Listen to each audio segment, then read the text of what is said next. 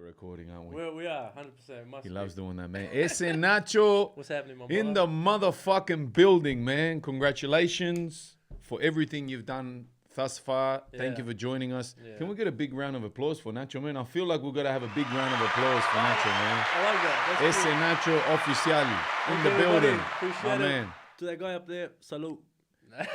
To him too. To Him Paulie and over him. there as well, yeah. We've got they can't see it, but No. we've got Che Guevara on the wall Yeah. behind me, and you've got the great Tupac Amaru Shakur. I'm loving the colors on them and the styles of them. Thank you, my brother. I like the lion as well, and Yeah. you can't go past that Rafa image, the logo that's famous for. Thank you, my brother. That's so. For those of you at home that can't see it, Club Join All Stars, the members of the Club Join All Stars, and some of the extended family that was around back then as well. Some of the other DJs and stuff. We're lucky enough to get their cartoons done by Mr. Miyamoto, which of course is DJ Moto's brother.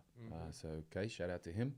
He's a good football player too. I play football with him. Man, Moto's a beast. Moto and his brother. Yeah, and his brother as well, yeah. his brother. Well, Japanese, they've got a strong football culture for a long time. They've been the strongest Asian country up until the Koreans started coming up as well. Yeah, the samurai. So shout out to Moto, shout out to our Japanese people. Watashi wa MC Rafa desu, dozo yoroshiku.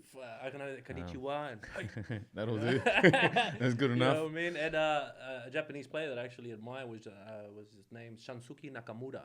Oh, wow. Yeah, he was a left foot footballer, left foot player. Yeah. And his free kicks were amazing. Yeah. Oh, really? Yeah, Who did he play for? He played for club-wise? Celtic. Yeah. Ah, okay, He played cool. for Celtic and he played for I think Espanyol as well. in Oh, Spain. wow. Yeah, but Yeah, there's a few in the mix always, man. The Japanese, man. Amazing country, amazing place. But let's talk about you, my brother. yeah, 100%. Great to have you here, mi hermano. And I've mentioned it before, but one of the great things about this show, this platform, is that I can bring people like you in that I love, that I respect, that I appreciate, and that I wanted to see do incredibly well in life. But also I want to get to know them and then let the world know them as well by turning the mic on and the cameras on, and then we can have this cool conversation and just let things flow. So for you people that don't know Nacho, of course we're going to talk a lot about Nacho, but Nacho is a hard-working MC from the southwest of Sydney, putting out shitloads of content, Chilean, Australian background. I'm super excited about what he's been doing lately with his tracks, A Game Changer, Save Our Son, which are the last two that have dropped, right? Yeah. So we're going to be talking a bit about that, but the first thing I wanted to say, man, is how you feeling, brother? How you doing? Look, I'm a bit. It's a bit different for me to be on camera and the lights, regardless from filming. Normally, I'm behind the scenes. Sure. Yeah. But other than that, firstly, thank you for having me on board. My You know pleasure, what I mean? man. I God appreciate bless you, that. man. Thank you so much. Bless you for everything you've done for our culture Thank you, my in man. Sydney. You know what I mean? And Thank you, my in brother. Australia. Much respect. Thank you, man. And I appreciate you having me on board because it's good to see people from the same community, Yes, man. and the same areas giving Yes. love back to Yes, man. to the area and the boys. coming, you know what I mean? coming together, man. Coming together, pretty much. yeah. And you were doing it way before I was. You know what I mean? Thank you, man. So Thank you, my brother. to get props from you is it means a lot to me. Thank as you, well. man. God So, bless you, my thank brother, God bless you and I too. know it's from the heart. 100%. And yeah, man. So I think as good as Sydney is, and as good as Australia is, one of its weaknesses, let's say, or its downsides, is this lack of community, this lack of love 100%, and yeah. support. So that's what I hope to achieve. Without going down some hippie fucking, it's all love and hugging trees and stuff. Hugging You know, trees and shit, yeah. I want to hopefully be one of those people trying to connect and build bridges, man. 100%. Yeah, That's where it should go, because that's what hip hop is in general. Yes, yeah? my brother. Hip hop Yeah. started in bringing certain issues to the table that was going on in the communities. Yes. And obviously, bringing each other up and Yes. having that platform and The voice. and the voice, and that's what you're doing now with the modern age style, Yeah, which is man. podcasting and the Thank you, clubs and man. everything else. Indeed. You know what I mean? Yeah. So, Yeah, man. So I think that's what we're here for, mi hermano. We're here to share wisdom and knowledge, and also to support and to show love. And as I always say to people, I hope that one of the goals that we can achieve through this program is for some of the younger people out there or people that are wanting change in their life, that we can help them by, perhaps shedding some light on how others have done it, how others have gotten there. I know myself, and I'll probably speak for most of humanity, there's a lack of father figures and role models and tutors and teachers and mentors out there. And that's why I like speaking to people like you, because you've come this far. You're right in the middle of building this awesome MC music career, and you've got some wisdom and some knowledge to part with, which I think people will appreciate. And I want to get down to that. And I know also it's not only about the music, because you do videography and video production as well, which is awesome, bro. So I want to talk a lot about that too. But let's kick off with Nacho, young Nacho. Chilean background, but are you born in Chile or in Australia? Yeah, I was born in Chile, in Santiago. Okay, Santiago de Chile. All right, cool. I was born in Chile, and we came here in early 90s. Sure. Late 89, early 90s. Sure. And we arrived at Villawood Detention Center, which back then it was a hostel. Sure. Okay. And basically I came with just my immediate family, which was 2 older brothers and an older sister. And no parents? And my parents, yeah. Okay, sure. And basically what happened was my dad and my grandfather were involved in politics in Chile. And my dad, socialism and all that stuff. And he actually had his own little crew, and they would go and, do the flyers and fight against the military and so on. And that's the side where my family came from. And at that time, the army, was pretty much running in on anyone that wasn't agreeing with the government. So my dad had books and books of, Lenin, Trotsky, and all the socialism and everything. And pretty much he was worried that they would come into the house and, arrest them. Sure. My dad did get arrested as well. My grandfather got held in the stadium, in the torture camp. And so my mum made a decision, and we got the opportunity and we got the visas to either go, I think it was Canada, the States, or Australia. Sure. And my parents picked to come to Australia. And we came in the early 90s. And as I say, we got to Villawood and hostel. And then from then on, my dad, at that time, since it wasn't a detention center, they would allow you to leave and get work and get essentials and things like that. We lived in, I think, like a one-room, little shack with a toilet there. And that's where all the families were that just newly arrived. And at that time, Fairfield, I remember when I was young, I would go to Fairfield and it was full of South Americans. Yeah, man. You know what I mean? Like everyone was speaking Spanish. El barrio. El barrio, that was to me growing up. Fairfield was full of South Americans and different other nationalities as well. Of course. And then obviously you have, the Iraqis coming in, you have Sudanese coming in. A little bit later, A bit later on. I found Fairfield was sort of like the hub for multiculturalism because Villawood was close by. Yeah, well, I think according to the census, for a long time, the city of Fairfield, the greatest city of Fairfield, has been the highest concentration of ethnic minorities or ethnic communities, because I don't like the word minorities, in Australia. So you've got, like the greatest Italian community, the greatest Chilean community, the greatest Uruguayan community, and Vietnamese, 100%. And all these other Southeast Asian countries which are well represented there. Laos as well. Yeah, man. So it's almost the whole spot the Aussie thing, 100%. The spot the Aussie thing that people don't kind understand of joke about. Yeah. It's definitely true. But for all of you at home that don't know, Chile suffered probably one of the most brutal dictatorships of that era under Plan Condor, which for a long time was denied. Plan Condor was devised by the CIA in the American elite structure. That's right. And they coordinated a whole series of dictatorships, military dictatorships. Throughout Latin America. And they employed, in many cases, former Nazi torturers and experts on psyops and psychological warfare, which had fled to Latin America following World War II. and those pieces of the puzzle, let's say, were put together in play to bring this Plan Condor. And Chile was one of the most brutal ones. Yeah. Of course, Salvador Allende, they call it the original 9/11. Yes. Was September when the 1973. Yes, correct.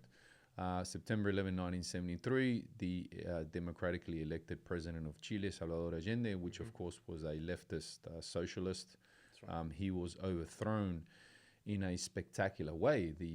He had barricaded himself inside the presidential palace. The military had declared war on his government, and using American planes, they bombed. They actually bombed the presidential palace as if it was Al Qaeda in Afghanistan or something, to put it into context. He was killed that day. Yeah. Salvador Allende was murdered. See, look, I reckon personally, they killed him. Sure. All right. Yeah. But my dad was actually a security guard once for Salvador Allende as well. Okay. So my dad's a fool. That's his man. Of course. Like Yeah. Many people's man. Yeah. And my dad told me that my dad still believes that he killed himself because he said that they're not going to take him alive. Sure. So he said that they're not going to take him alive, and that's it. And supposedly, what my dad said to me is that he stuck the AK-47 to his head, and then bang, and blew his head off. So I don't know. Realistically, in believing what they say, I never believe what they say in sense of the media and who's governing that time. History is written by the victors. That's right. We will never probably know actually happened, but the fact is that this democratically elected government in Chile, as in most of Latin America, including my own country, Uruguay, was overthrown by a violent dictator. His name was General Augusto Pinochet, General Augusto Pinochet. Very infamous, very well known. Tens of thousands of people murdered, disappeared, kidnapped, tortured. Hundreds of thousands. And it was on 200,000 exile. My bad. In exile, probably, I think, So tens of thousands of people. Till this day, we don't know a lot of those people's fate. And the military remained in power, I think, in Chile well into the 30 years. Yeah, well into the 90s. And as a matter of fact, you've got a lot of lifelong senators, which the military kind of kept in play in the government, where these guys that cannot be voted out. That's right. So the military power remains very much in Chile, despite several waves of democratic governments that have been elected over the years, ever since. Man, you're good at this, eh? National Geographic. I know my history. Get out, my boy, right? Hey. You know what I mean? Nah, you know what, hermano? I think if you don't know your history, you're condemned to repeat it. 100%. That's my remix of a much better saying. I think that was better said and written. But the reason why I mention all that is just to give a little bit of background, because people don't know. People don't know. So obviously, when you run into that Chileno or that Uruguayan or that Salvadorian or that whatever in Australia, there's a history behind that. All these people migrated because they were fleeing violent, oppressive military dictatorships in our homeland. It's not like we came only because of the economic situation or whatever financial situation. There was actually real shit going on back at home. 100%. And I know that story very well, mi hermano, because my family story is incredibly similar to yours. So very much resonates with me. So a young Nacho, how old were you when you arrived in Australia? I was 3.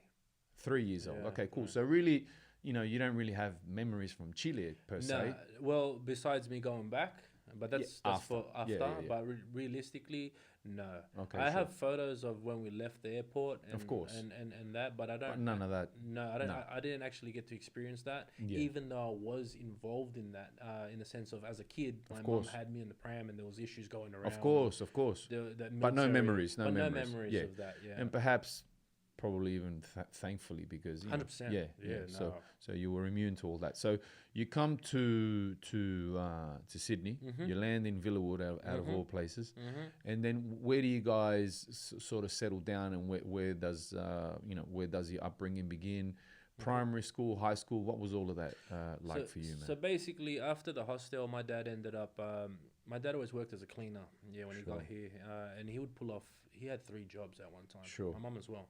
So they were constantly just working out of the hostel to get enough money so then we could move out and finally, stabilize ourselves and have a place. Get your own place. Get our own place and go from there. And we moved into Marylands. Okay, so from Villawood, we got our first home in Marylands. Down the road. Down the road, yeah. And I remember that house as well. Sure. So now I was about 4 or 5, and we were living in Marylands, and we were living with my family at that time. And my brothers obviously were a bit more older, so an older brother of mine was in uni. Are you the youngest brother? I'm the youngest. Okay, sure. By a lot too. Like my sister's about 36. No, my bad. 42. Yeah. Sure. My other brother's about 46, 47, and then I got an older brother which is about 52. So like 10 years plus. Yeah, 100%. All of them. Yeah, sure. yeah. My sister's about 10 years over me. So you're the accident. Yeah, that's right. 100% I was the accident. And it's been told, my dad said it, like we weren't expecting it, but it is what a it blessing, is. man. What a blessing, yeah, 100%. Because I take care of my dad now, you know what I mean? Well, there you go, man. I got him. There you go. I got Full his circle. back. Yeah, 100%. Good, man. Yeah. That's awesome. I look forward to meeting the old man one day, man. Yeah, I'm 100%. sure we can share a lot of cool stories because I know that that path well, let's say, the origin and the path well, both my parents are militant politics. My dad, Tupamaro, my uncle Tupamaro, my granddad Tupamaro, gun smuggling, kidnapped, tortured, bodyguards for politicians, so... we've got some stories. I gotta fill you in. Oh man, and I often find myself thinking, how many cool documentaries and movies and series could be made of that era in the whole of Latin America. It's just a shame that obviously, man, all the way up and down, my brother. It's just a shame that our people are not that well represented in those halls of power, like media power, for these stories to come true, because 100%. Obviously, let's call them Anglo-Saxon stories, European stories, Judaic stories are very well represented in the world. Middle Eastern know about as well, Middle Eastern, but we don't know much about South Americans. So primary school was where? Primary school was in Governor Phillip. So by that time, after Marylands, I moved to Adenza Park, which was crossroads of Greenfield. That's the heartland, Adenza Park. Yeah, man. So I grew up there off Whitlam Ave, next to Greenfield, Pahadan, Lambie. Man, that's the absolute heartland of the Latinos and the Italians, and even like Serbs and Crows. Marconi Club, the heartland. Marconi, Equinox. Latin Night. Latin Night, Sangria, all them. And then high school? High school, I went to Bosley.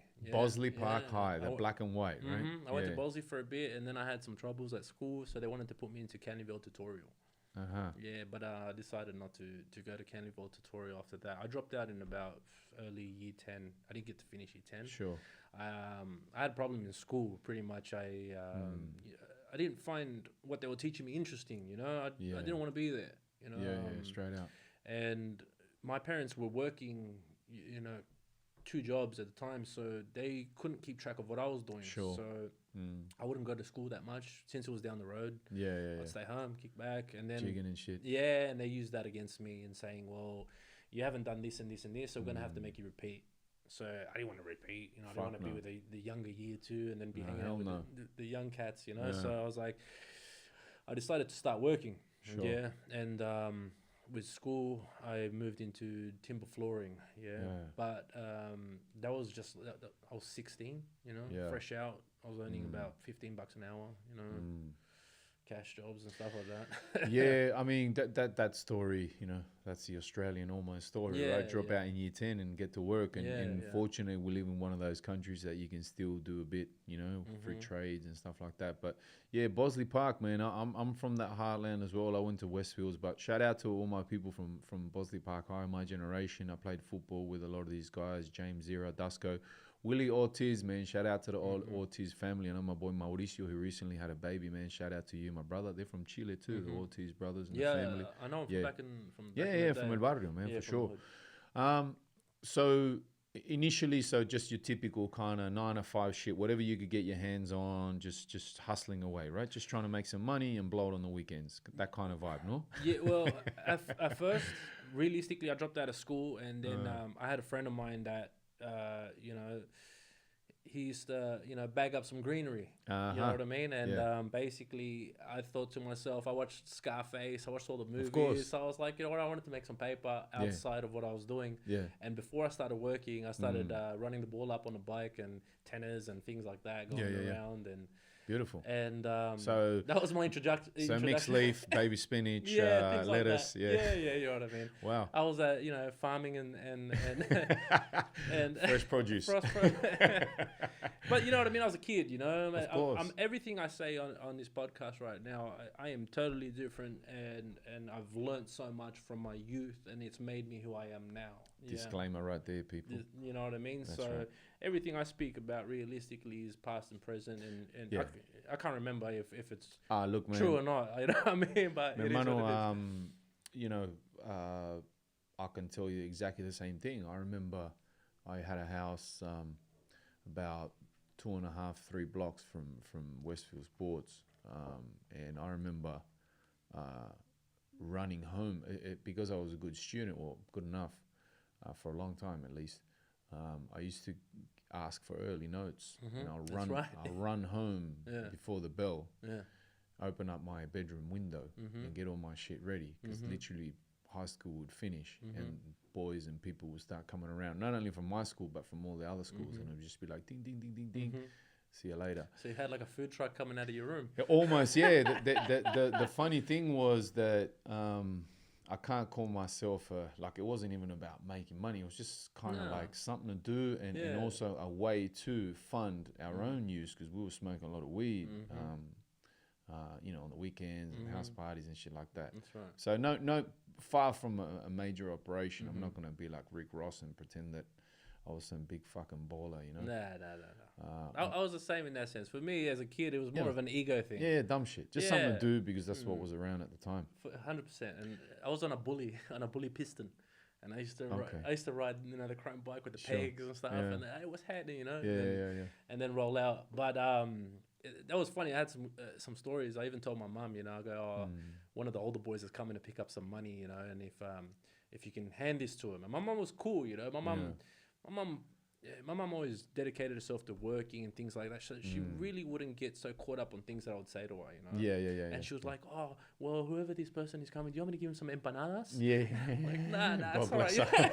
God bless your mum, man. It's all right, man. Just, you know. God bless all our mums, all man. our mums, especially Latinas. They big heart. Yeah, big heart, man, and big headaches too at times as well. Of course, yes. But you love them, you know. You love them. Of course. They make us who we are at times. Yeah. I remember one day, hermano, I came home at night. I remember I had a Michael Jordan backpack for high school, like a real fancy one. It was like the thing, you know. Yeah, the killer, man. And it was a killer one too. This one. Dope. Anyway, I had like I can't remember how much weight I had, but I had at least, maybe it was like fucking 10 ounces or something. It was a big load, and it was that West Side fucking chronic, you know, hydro shit that we used to smoke then, and people still smoke nowadays, which I'm told is some of the craziest in the world, right? Can't be healthy for you. No. But anyway, I walked in and, hey, mum, how you doing? And I just went straight to my room. And a little bit later, I came back out, and she's like, she had a really good sense of smell, yeah? They all do. She goes to me, what's that smell? And I was like, nothing. Making some food or something. She goes, no, I know that smell. She goes, that's marijuana. And I go, no, it's nothing, mum. She goes, look, you don't have to lie to me. I know it's marijuana. I told you, if you want to do drugs, you do them at home. It's all good, you know, because my mum was super cool like that. That's cool, yeah. But she insisted, and she walked into the room behind me, and I was like, all right, mama, fuck it. Yeah, it's weed. There it is. Yeah. And she goes, but that's not normal weed. She goes, it's different. This one it smells like it's laced with something. I was like, motherfucker, look at my mama. She knew that it was some fucking green, you know. Yeah. But the funniest thing was my mom, I think she tried weed once and she hated it, but she still remembered the smell. Yeah. Anyway, that's how I got busted by my mama. But you know. No, they I don't know. Their sense of scent. Yeah. It's on another level, you know. I mean, it's like, have you had any intuition, girls around here? Like, nah. I had that too. Trust me, woman's intuition, man. 100%. Plus that maternal link that you can never, even though the umbilical cord was taken out many years ago, they've got that link to us, you know. So, yeah. So tell me something, man, because this is one cool thing I like to speak to a lot of people, especially music, about your upbringing. So, you know, Latinos, we've got a very diverse musical culture. And I'm sure, knowingly or unknowingly, a lot of these factors obviously become an influence in what you end up doing, especially as a musician later in life. What was music like in your household with your family when you were a kid, when you were going to parties with your family and stuff? What was that like, brother? Well, basically, like just to touch on what you said before with school and linking my music. Basically, when I was 15, about 16, I remember I was at a party, okay? And this party was crazy. It was at Guildford, Shout out to all the Guildford boys. And there was a park out that way, and it was just like this shack, and all around it was just a park. So what we would do is we would put money in together with all the boys, and we would get the bond, and we'll get one of the boys that are over 18, and we'll get the shack, and then we'll party at that place, and then we'll get everyone to come down, you know? And at that time, when I was there, they had a mic, and the boys wanted me to rap because I started freestyling. So I used to hang at Powhatan Park in Greenfield, and I hanged around a lot of boys, a lot of Syrian boys, Asian boys, and a couple of South American boys as well. That's Fairfield, baby. Yeah, that's right. All multiculturalism, you know, all the Surayas and all the Chinayas, all the Sin Chao, all my Viets, you know what I mean? But basically, we used to be at Powhatan Park, and we used to chop up, boom, smoke.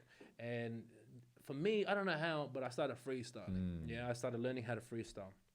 And the way I learned how to freestyle was just making up words. And at the time when I started rapping, it was just words putting together, Superdry, yes, I'm high, and I'm feeling fly. Everybody got to understand that I be coming to right. Just freestyling off the top and then linking words, not making sense. And then it came down to making sense, and putting metaphors, Yes. People say I'm funny, larrikin. Yes, I was born Chilean, South American. You know what I mean? So then he started, then he started coming to linking and that. Making it mean something. Making it mean something. At first it was like phonetic, let's say. Just words that rhymed, and then you started perfecting. 100%. Yeah. And for me, for music-wise, just to touch back on your question before, my parents always listened to like Violeta Parra, Inti Yamani, of course, all the old school traditional South American Chilean music, Andean folkloric music.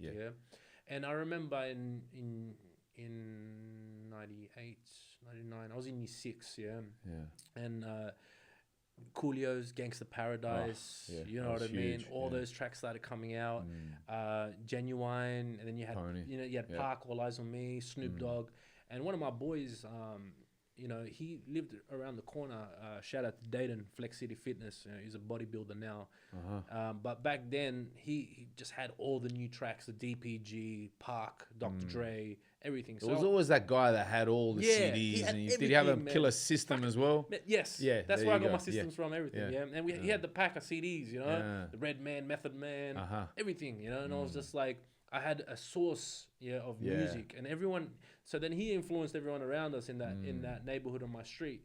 So then everyone was just listening to So Def, Park, Biggie, all that Snoop, 90s golden era. All that 90s golden era hip hop, And at the time I'm about 12, 11, and I'm starting to understand what the street is and going out. My parents were at work most of the time, so it wasn't that they had to keep me at home. It was more that they weren't home, so I would go out. Course. I wasn't going to stay home watching TV all day. I wanted to get out and do things. So getting that base of the folklore music and enjoying music, which was the first light of understanding music and hearing it. Because my dad would clean the house listening to music. I hear you 100%. And I was a kid, so I would just chill, kick back, and my dad would clean and do his thing. And I would just get to source all these type of instruments and music. And then, Coolio, Gangsta's Paradise, all these songs started coming out. And I started getting those greatest hits, Grammys, CDs, things like that. Yeah. And I would play it. And my dad was like, my parents loved that Gangsta's Paradise song, we still live in Gangsta's.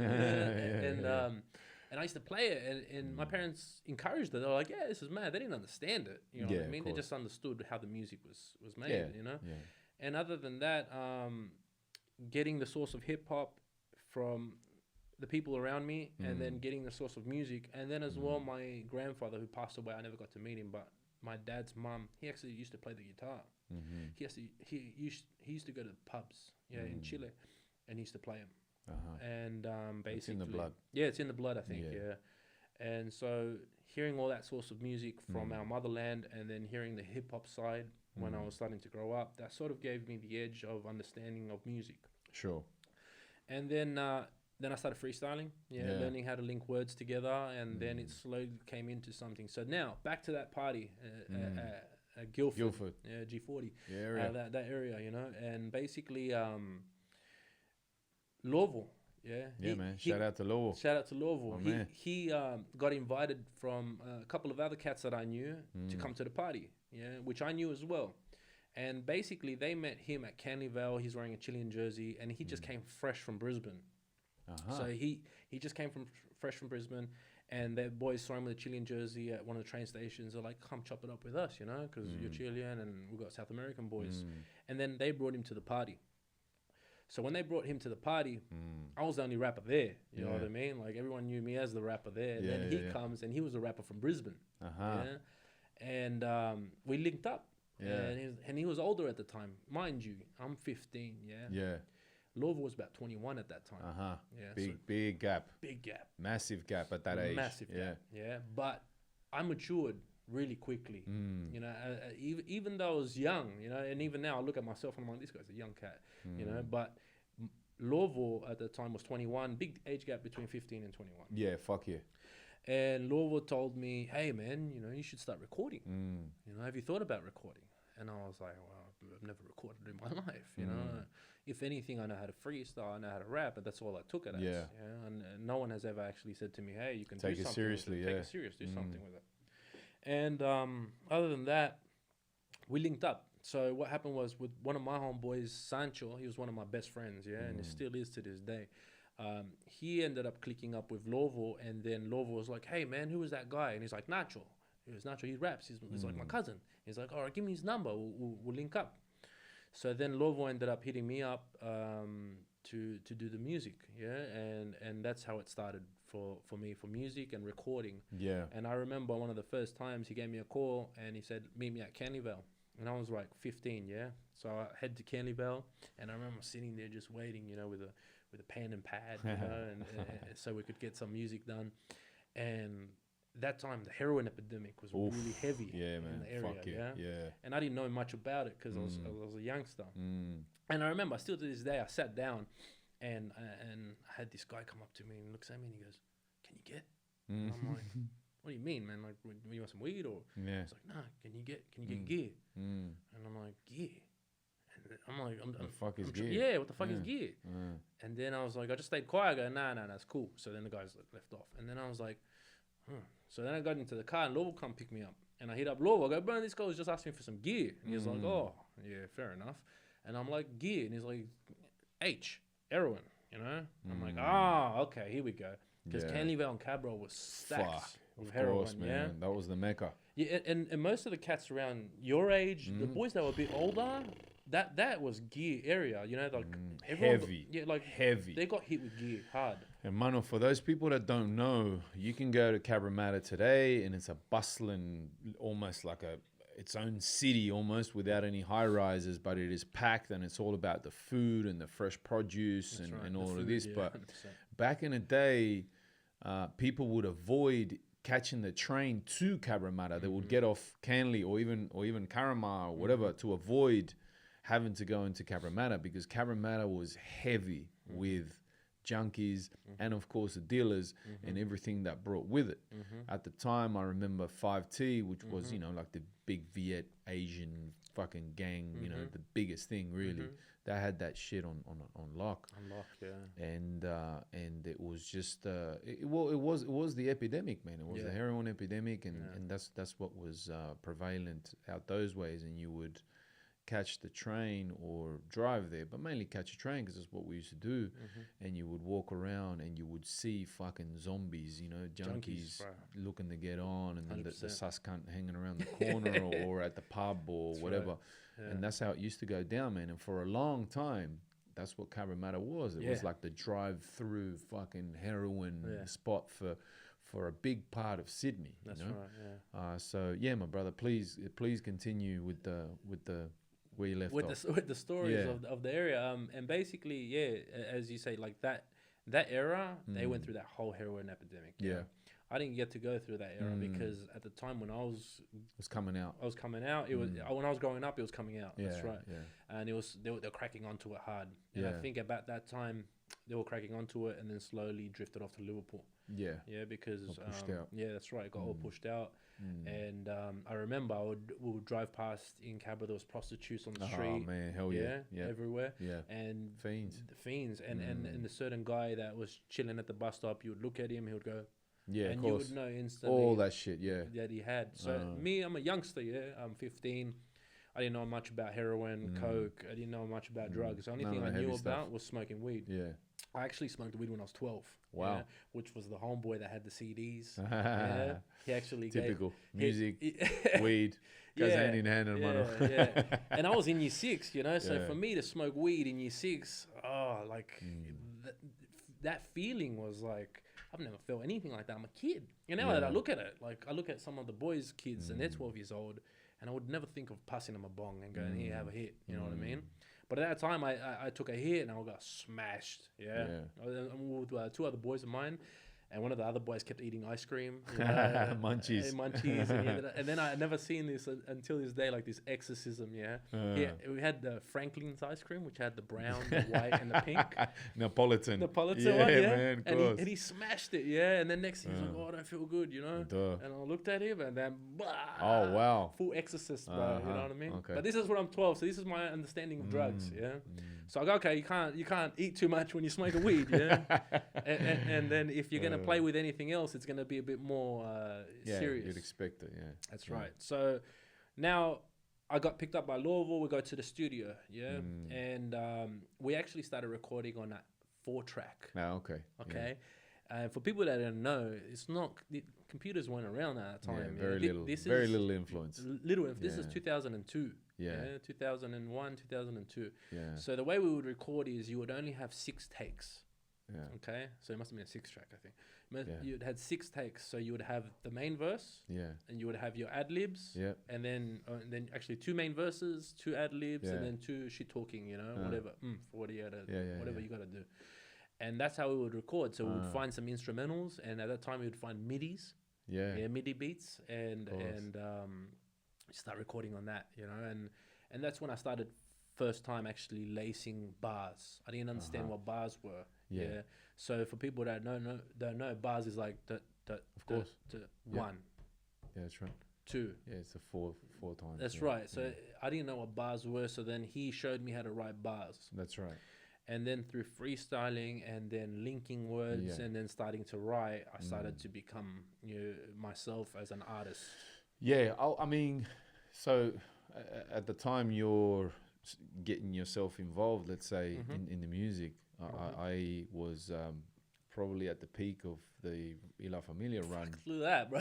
But, You're killing it, man. But then I went away for a long time. Yeah. But when I came out, and this is probably my earliest recollection of you, was part of that crew, you know, with Lobo. And did you have any affiliations with Rags to Riches? Because that's another name. No. Okay, cool. We didn't have. Okay, cool. No. Someone mentioned that to me the other day, and I actually said the same thing. I said, I don't think you're talking about the same guy. But it's easy for people from the outside to maybe mix and confuse things. You know? Well, yeah, I mean, it's that hip hop with a little bit of Latin, you know, whatever. Now, did that crew kind of stuck together for a while, right? Lobo and all the boys, because you were doing things for a long time, no? Yeah, so basically how it started off, it was me and Lobo, and we were always doing music together. Yeah. And then this is going back to 2002. Then we started to perform. We performed at a couple of events. I remember performing in front of 5 people. Yeah. You know what I mean? Of course. Like grinding it. And it was just more for stage, you know, of course, awareness and understanding. For the love, bro. For the love, for the enjoyment and the pleasure. For charities and stuff like that. I remember doing a youth festival in 2003 at Granville, TAFE. So these was like my early recollections of doing music and performing.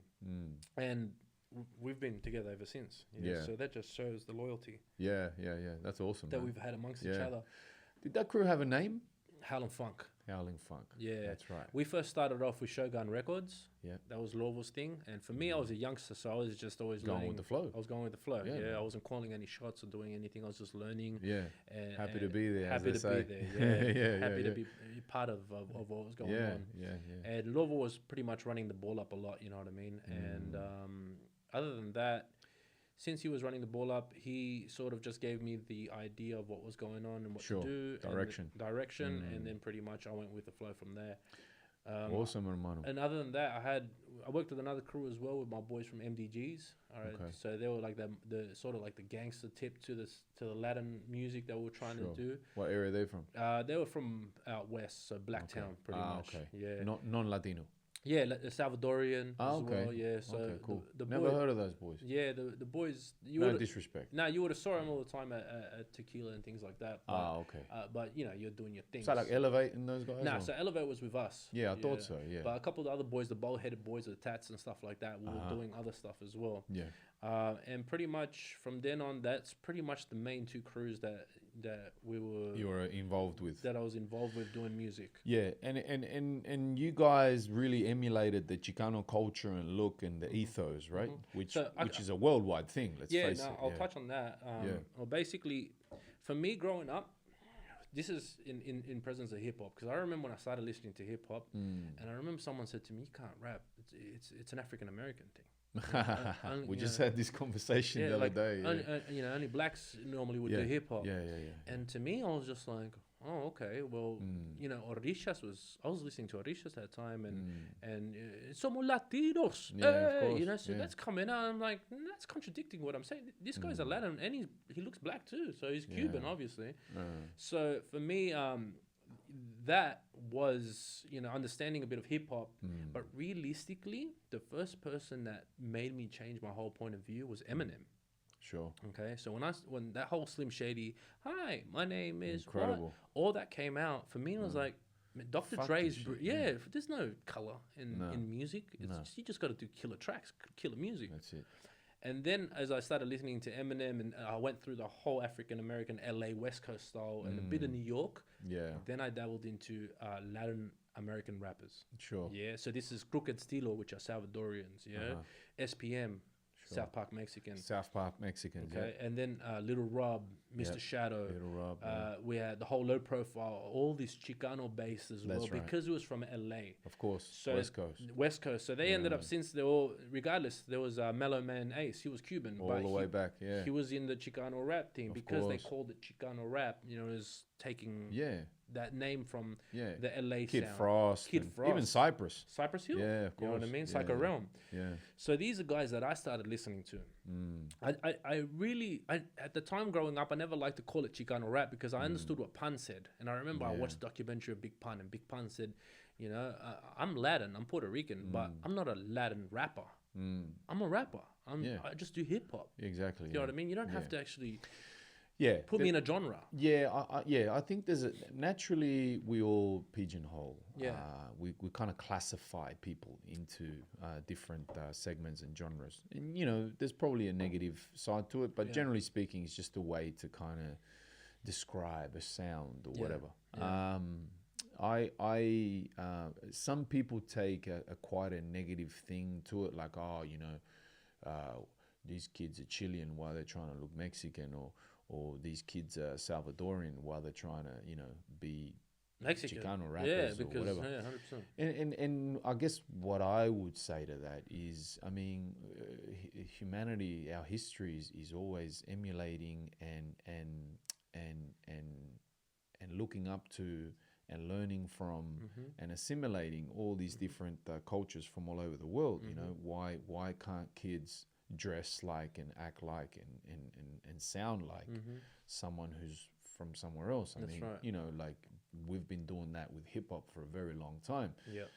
You know, it is essentially a Black American culture infused with the Latinos, because the Latinos were there from the start. That's in right. the Bronx and In the Bronx, in all the boroughs. The DJs. The Puerto Rican, the Puerto Rican presence there is huge. The Dominican presence there is huge. The breakdancers were mostly all man, Latinos 100%. Yeah, definitely. I know, and even on the MC side as well. We had a brief chat about that on a show a couple of weeks ago, where I had an encounter with this guy. Yeah, and we actually looked it up in the dictionary. You've been doing your research. I got you, man. my man. I support you. Yeah, thank you, man. So I feel you on that one, but I guess back to the story. Yeah, so for a long time that was the thing, right? It was that kind of West Coast influence, Chicano culture, Latin pride type vibe. You know what I mean? The low look. For me, it was because I grew up in a multicultural based area. Of course, I always wanted to rep my peoples. Yeah, man. Yeah, everybody. And as soon as I shaved my head, you know, I had all the Soles, the Tocos, the Syrian boys. Hey, loco, hey, vato. Yeah. Everyone watched Blood In, Blood Out. Yeah? Of course. So everyone would be like, hey, bro, Blood In, Blood Out. Hey, yes, say, what's cracking? Yeah. So I was like, I took that and I ran with it. Do you know what I mean? So I go, okay, well, if you identify us like that, and why not? They're so respected. Yeah, you know, the cultures, the blacks love, you know, the essays and Rafa. Yeah, everyone loves us. You know, America's food is based on tacos. Yeah, 100%. Well, there's no America without the Latinos. There's no America without the blacks either. 100%. I mean, you know, then the Latin influence. I mean, if you want to look at the history of the United States of America, all of those states on the south of the United States used to be Mexico. In the Mexican-American War, America took those states, and I'll give you some examples. Texas was one of them. Arizona, obviously. Nevada. So all those, California, as far as I know, wasn't Mexican. It was its own republic, but it was still a Spanish-speaking republic. That's right. Yeah. All the way around to Florida. Yeah, that's right. So the Americans take these states, but living therein were already millions of Mexican people. So there is really no United States without Mexican and Latin American culture infused through it. And you know, to the point nowadays where I think the Latin American population in the United States is sitting around 45, 50 million or thereabouts, which is a big chunk of a population of 300 it's like million. Double Australia. You know? But yeah, very much so. Lobo, I hung out with Lobo here and there. We crossed paths inside as well. And he's a brother, and he's someone that I got a lot of love and respect for as well. And then I recall running Tequila when I got out in 2010. Yeah. And I remember you boys came down and threw it down, man. Yeah. We, man, at that time, look, in 2010, around that era, I was just in this mode where I didn't give a fuck. Yeah. You know what I mean? I was like, if anyone disrespected us, we'll go in at it. And it is what it is, you know what I mean? Yeah. Like, I always, I grew up with a lot of tough heads. Yeah. And I grew up with a lot of boys that just, they didn't back down. You know, a lot of Syrian boys. Man. They didn't back down. Shout out to the Assyrians, man. All the Surayas, you know, Kaldanayas, Bebeknayas, all the boys, you know. I knocked around with a few of them, Yeah, you know, and they're heavy heads, you know, in the area. You know, the Halibis and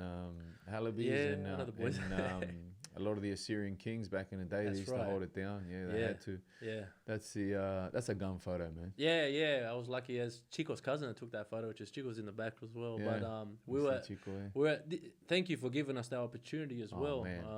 My absolute pleasure, bro. And I was always repping Lovo's mixtape on my, you know. I was always putting it down for the boys, you know. Yeah, man. That was my thing. The gunshot. You've been at it for a long time, hermano. Yeah. I love it, man. That's awesome, man. I've been grinding for ages. Because a lot of people, you know, the whole MCing, DJing, music, I want to be a rapper thing is like a flash in the pan. It's like you know, you're full of hormones, you want to get laid, you want to sort of be seen and heard and whatever. at that kind of 16, 17, 18, all the way up to say 2021. Yeah. 100%. And then a lot of people kind of fade away because reality, life, That's bills, whatever, marriage or kids or whatever it is. But the people that are truly passionate and have got it more, let's say, in their DNA, they kind of go on and continue like you have, brother. Thank you. And I've complimented you as well recently because... oh, really? Where? I'll remind you. Okay, perfect. Nah, hermano, because there's one thing that I've noticed where people kind of get it wrong as far as the industry is they drop a hit or two. And what I mean by hit, I'm not talking about some, charted shit. I mean, I'm talking about heat quality and a hit. Yeah, they drop music, they drop tracks. And then they kind of don't put anything out for like 6 months, you know? Yeah. They ride on that for years. Yeah, and the whole thing is, you got to keep building. You can't, particularly nowadays in the current environment where we're so content saturated. I think it's important to keep at it. And there's one thing I've noticed is your Instagram's on fucking fire.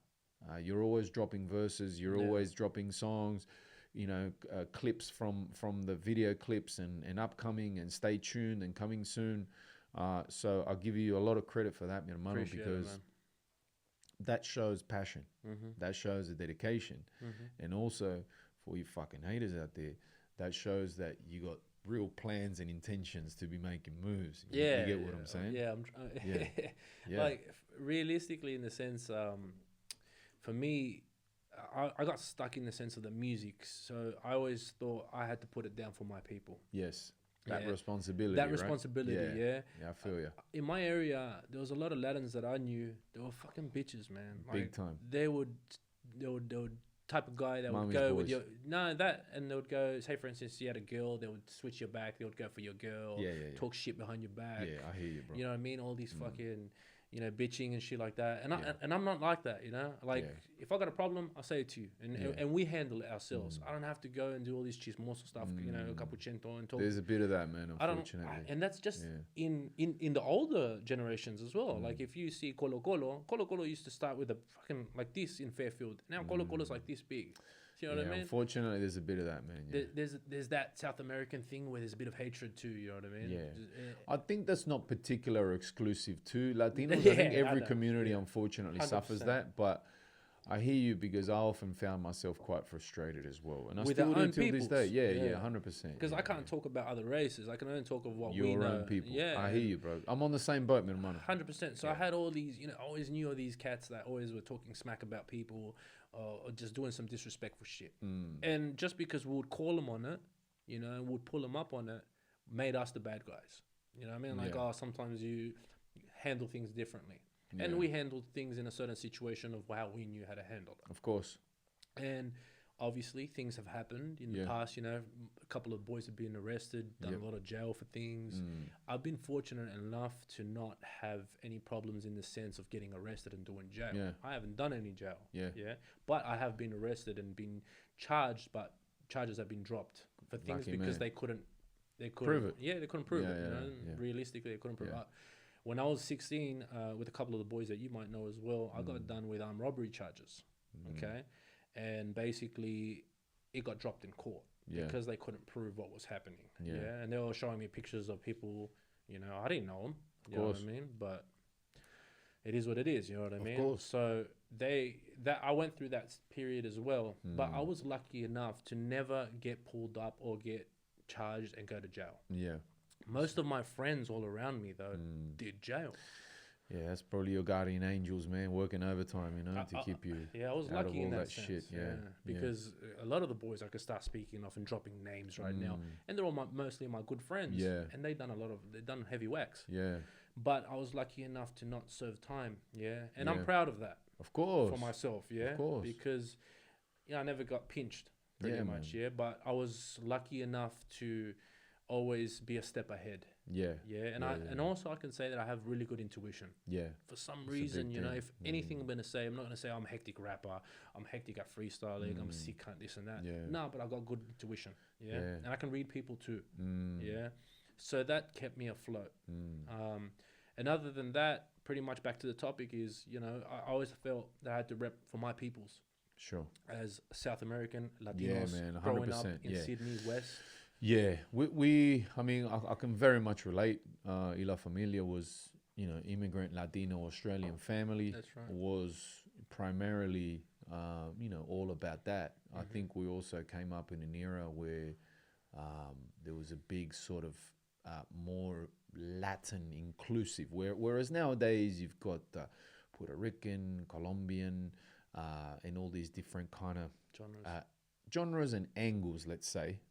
Back then, you didn't have, hundreds of millions of billions of views on YouTube and all these things. You didn't have those outlets. No, and also when your genre becomes so big that then you can be Colombian and Puerto Rican and American and South of South America. Back then, there was literally, not that many people making noise. So the few of us that were around, it was essentially all one. I don't know if that makes sense, but No, 100%. and it was also off the back of the kind of like the Ricky thing and Ricky Martin, obviously it becoming very big, and Mark Anthony was big, and J Lo, and there was like this big like Latin wave kind of thing, which was one of many in history.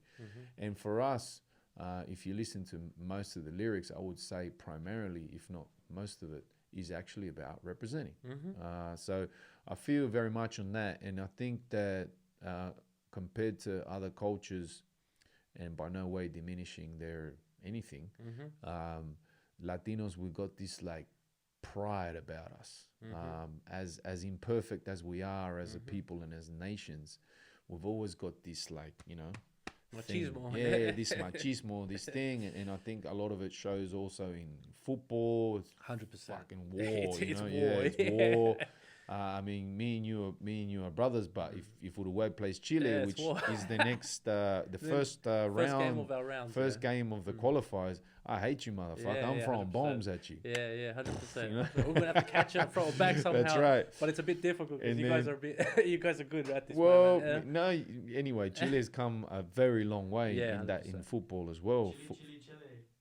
Chi, le, motherfucker. Viva Chile. Close enough, Paulie. Not bad for an Armo, half Egyptian. But no, yeah. So, and then depending on who wins, who gets to ring the other one up and send messages and brag and blah blah blah.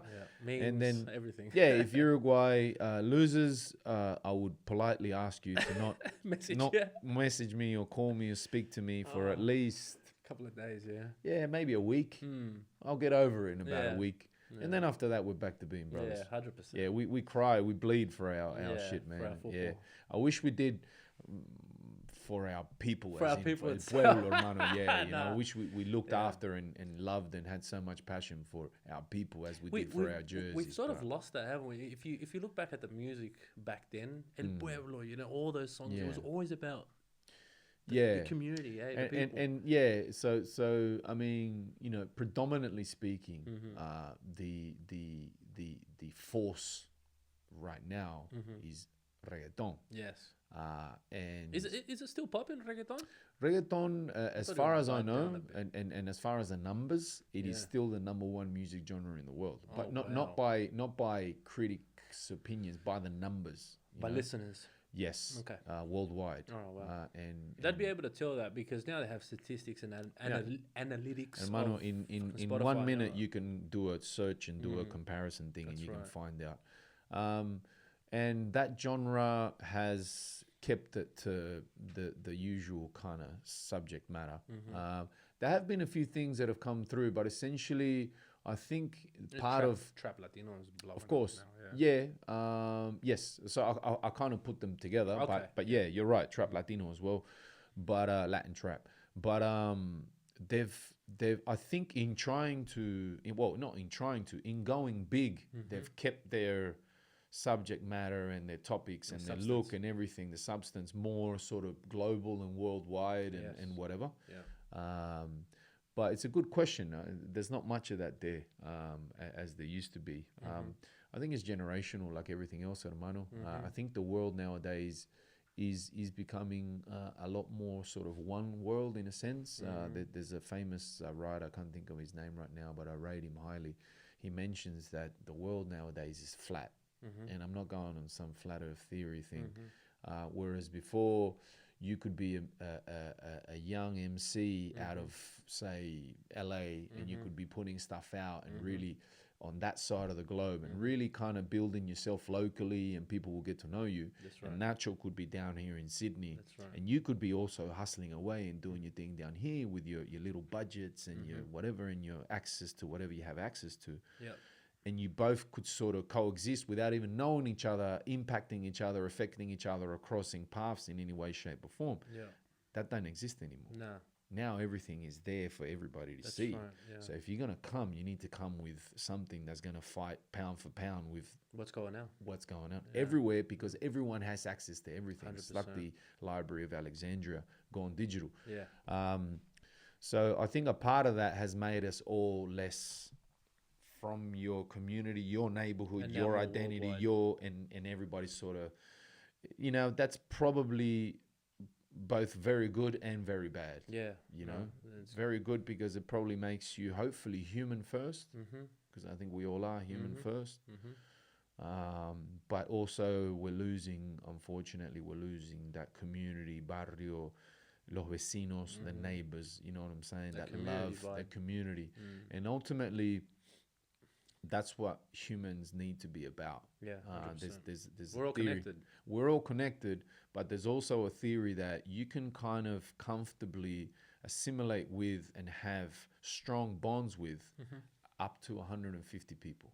Wow. Yeah. Anything beyond that, there's issues of trust, and then you start favoring some over 150 others. 150 is a lot. Yeah, it is a lot, but in a world of 7 billion people, there's nothing. No, 100%. Which goes back to the thing of when you look at the original human structures, they were all tribal. That's and right. They were villagey, and they were very small. That's right.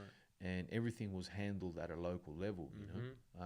And what we have nowadays, obviously, is like a big, massive, city thing with people all stacked on top of each other, which of course brings out territorial things and that competitiveness, because we're competing for against each other. That parking spot, that fucking toilet roll at the supermarket, that kind of thing, and who's got more money, and your car's better than mine, and who's got the nicer house, and and that's what it comes down to now in music, with people always, and social media itself. Yes. You know what I mean? Big part of that. People on the gram constantly just flexing. Yeah. 100%. Projecting. Yeah, that's right. Yeah, projecting and instant gratification.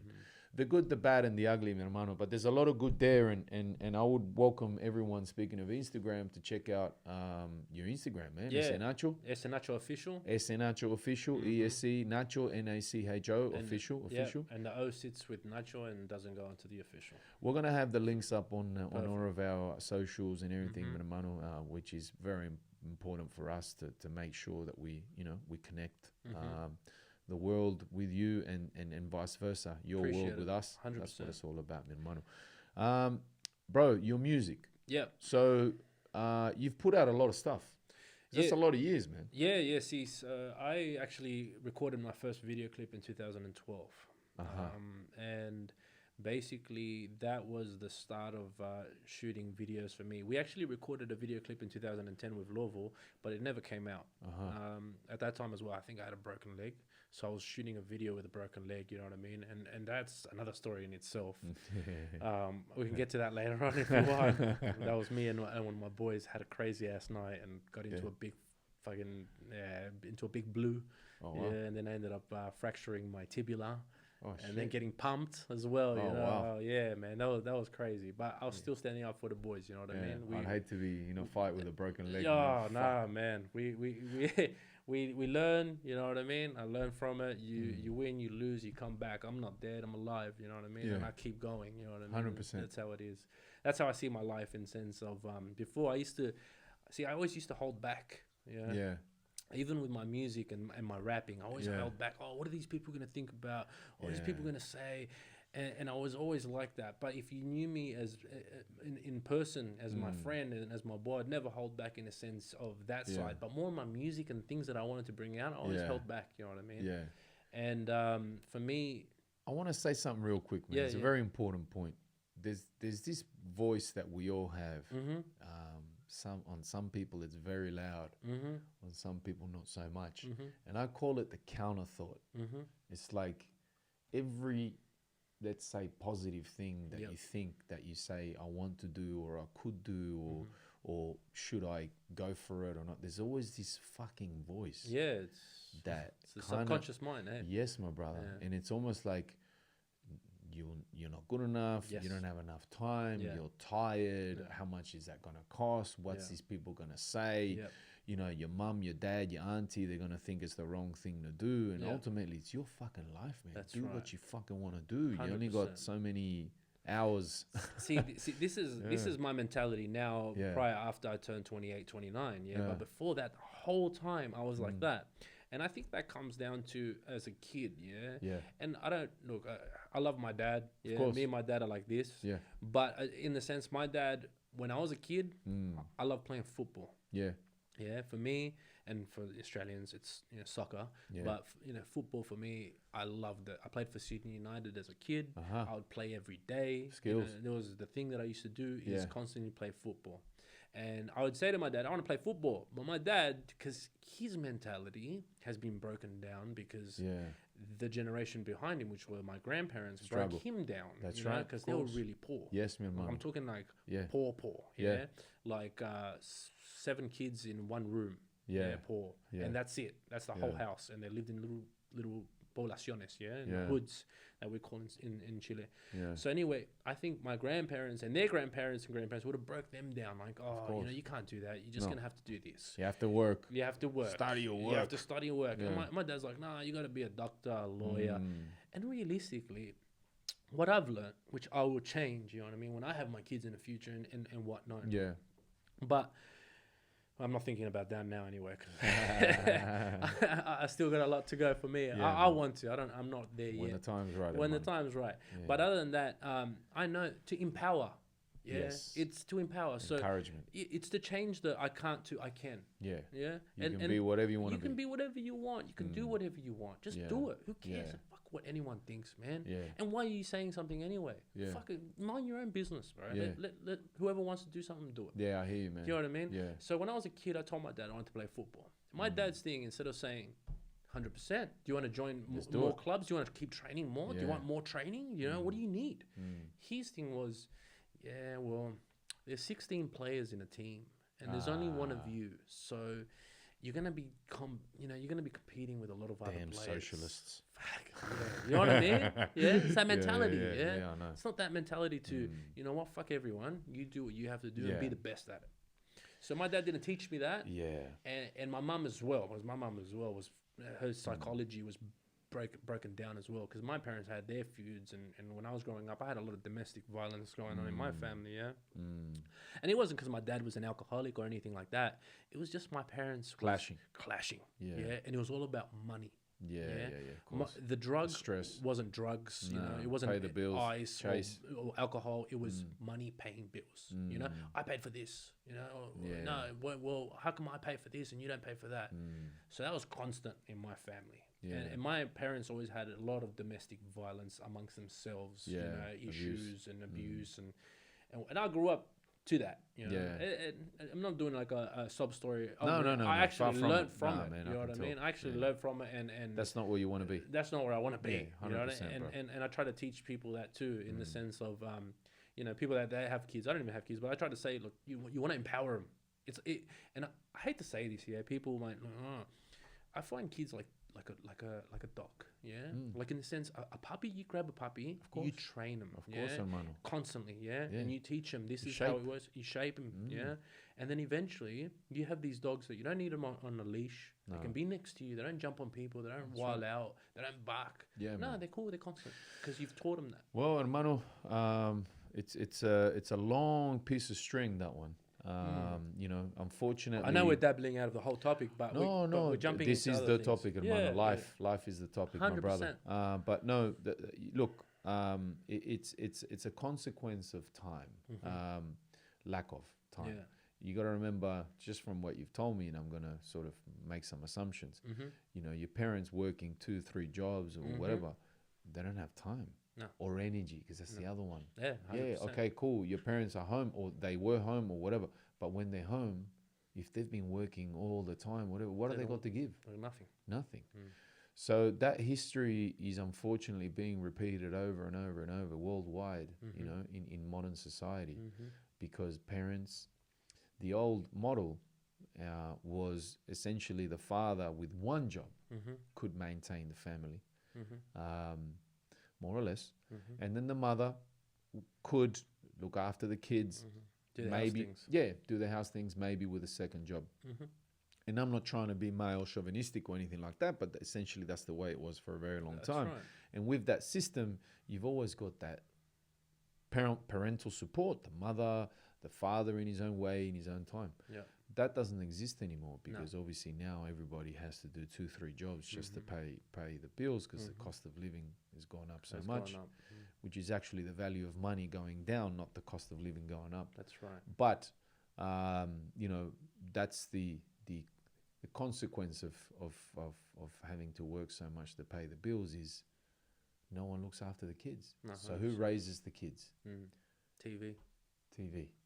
Nowadays, YouTube. Yep, YouTube now, even worse. Childcare. God bless all the childcare workers, but they're part of a system. That's right. They're all indoctrinated into a system. 100%. You can have the best of intentions, but you still got to work within the parameters of what you have to. What you have to. Yeah. You can't be too maternal because there can't be these sort of attachments, and you can't touch these kids too much and care for them too much, and forget nowadays with bubble wrap society. Nowadays with COVID and all this bullshit, who knows what's going on and who knows what they got planned. But yeah, hermano. So I can definitely relate in many ways too, because you know my father didn't raise me, and I feel like in my life, without being a sob story, I would have had more opportunities. More opportunities, and it would have been a totally different path if you had the old man there to. Because my mama did her job, but the 100%. mama is a mother. That's right. She's she the carer. She's the giver. Then you need the dad there to go.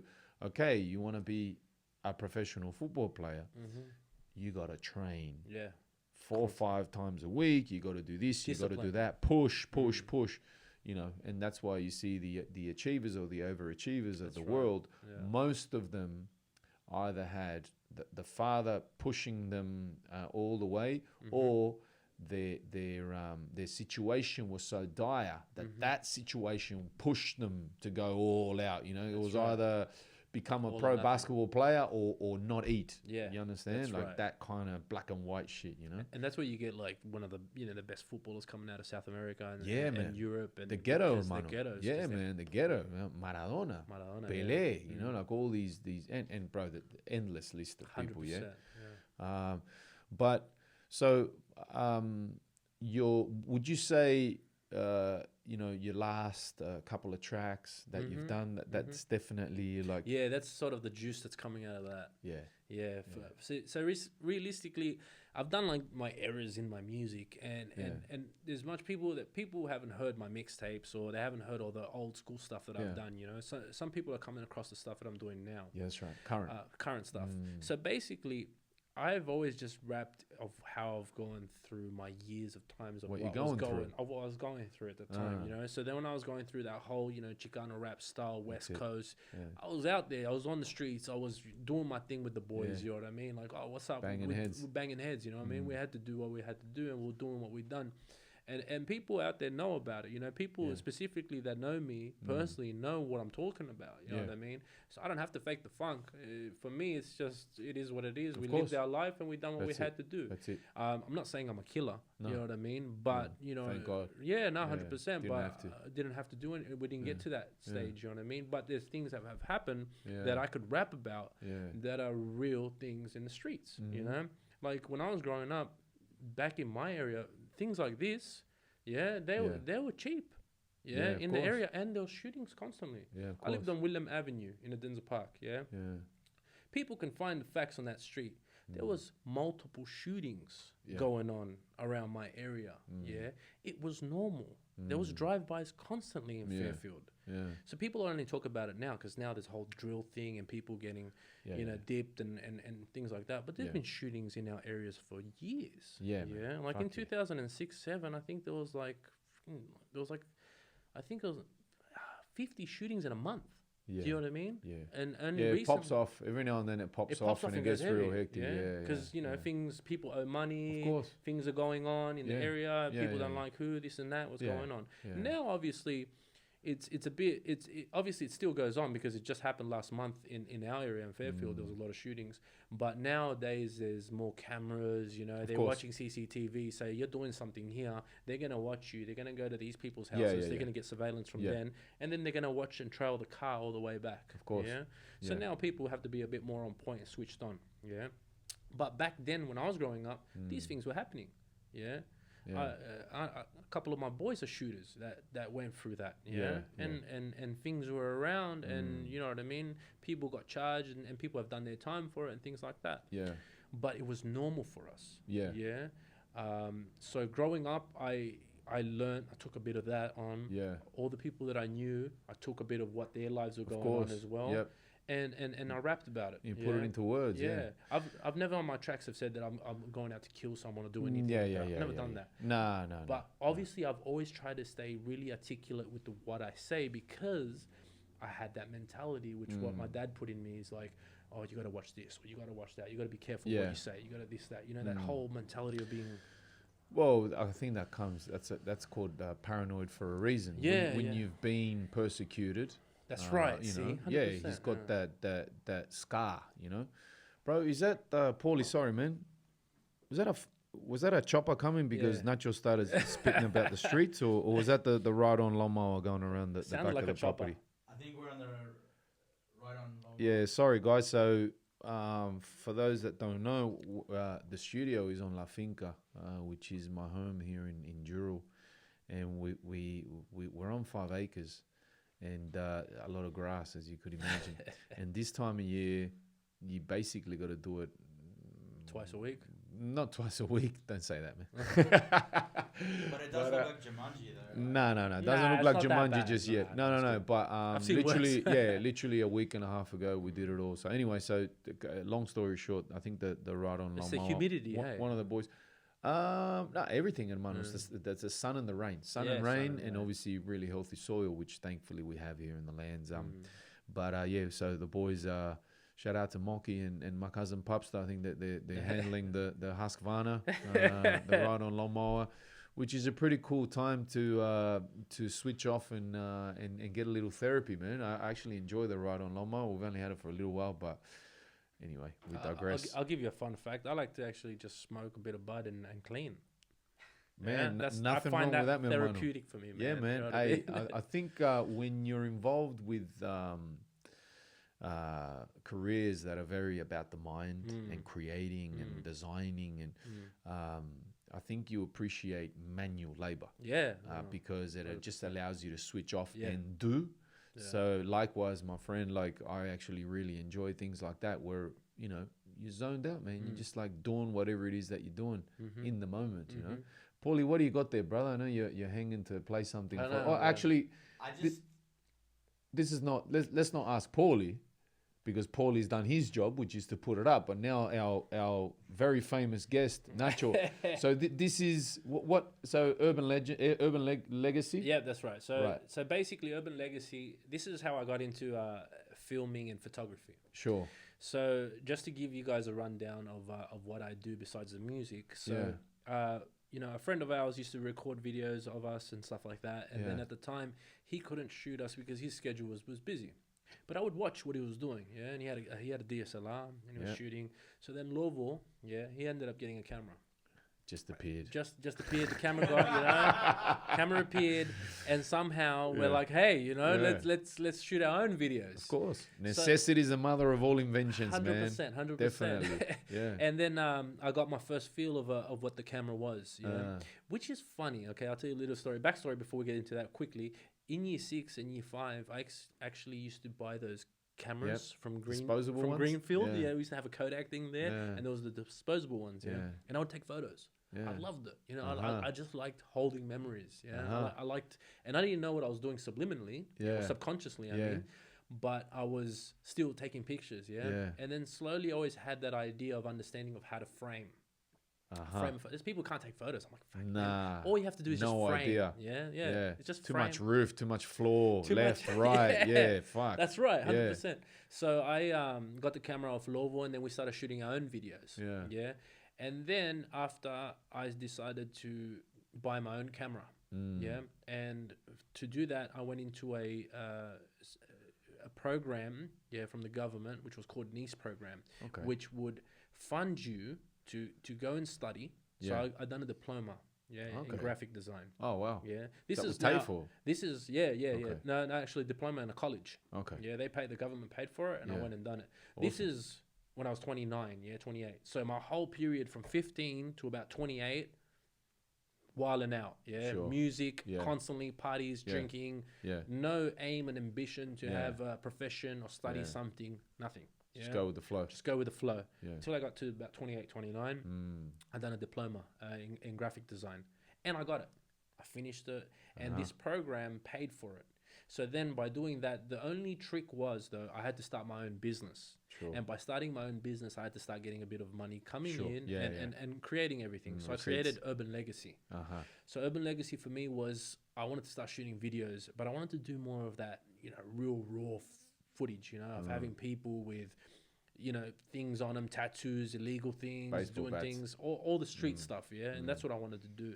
But then as I got into the game, I was There's like, not a lot of that. There's not a lot of that pays. You know what I mean? So if I'm doing baptisms, christenings, weddings, you're not gonna have Urban Legacy on the photos. I hear you. It's a genre-defining. That's right. So I learned from that as well. That's another lesson that I learned. Yep. So but have I, brother. This is Urban Legacy, and basically what happened was I was giving my camera to one of my boys, and he was filming me, and then we would edit it, and I would direct it how I wanted it. But this is a track. Yeah, this is a survival. Track. Yeah, it's a survival. All right. So this is circa what year now? This is 2016, 15. Okay, cool. So it's pretty recent. 2016, my bad. It's quite recent. So we'll just have a quick listen, and we'll let Paulie do his thing, my brother. Play away, and everybody at home enjoy. Yeah. Southwest. They recorded it at the studio. Yeah, I like that logo, man. Caesar Studios. Yeah. What up, James? Southwest, baby. Alan Funk.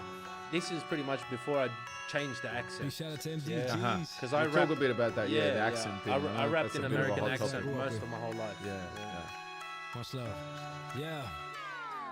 Three of us rolling, getting chased by the 5-0. I'm in the backseat, trying to stash all these hydro. Little do they know the homie driving is a rider. We're living every day cause I was born a survivor. Stunner takes form with the form or you bite it. Temperature's hot in the game, I'm lighting fires. I'm serving all these pensioners, they must stop and retire. Always keep on fighting, banging your wifey in the pride. And you won't even know I'm in the shadows like a samba.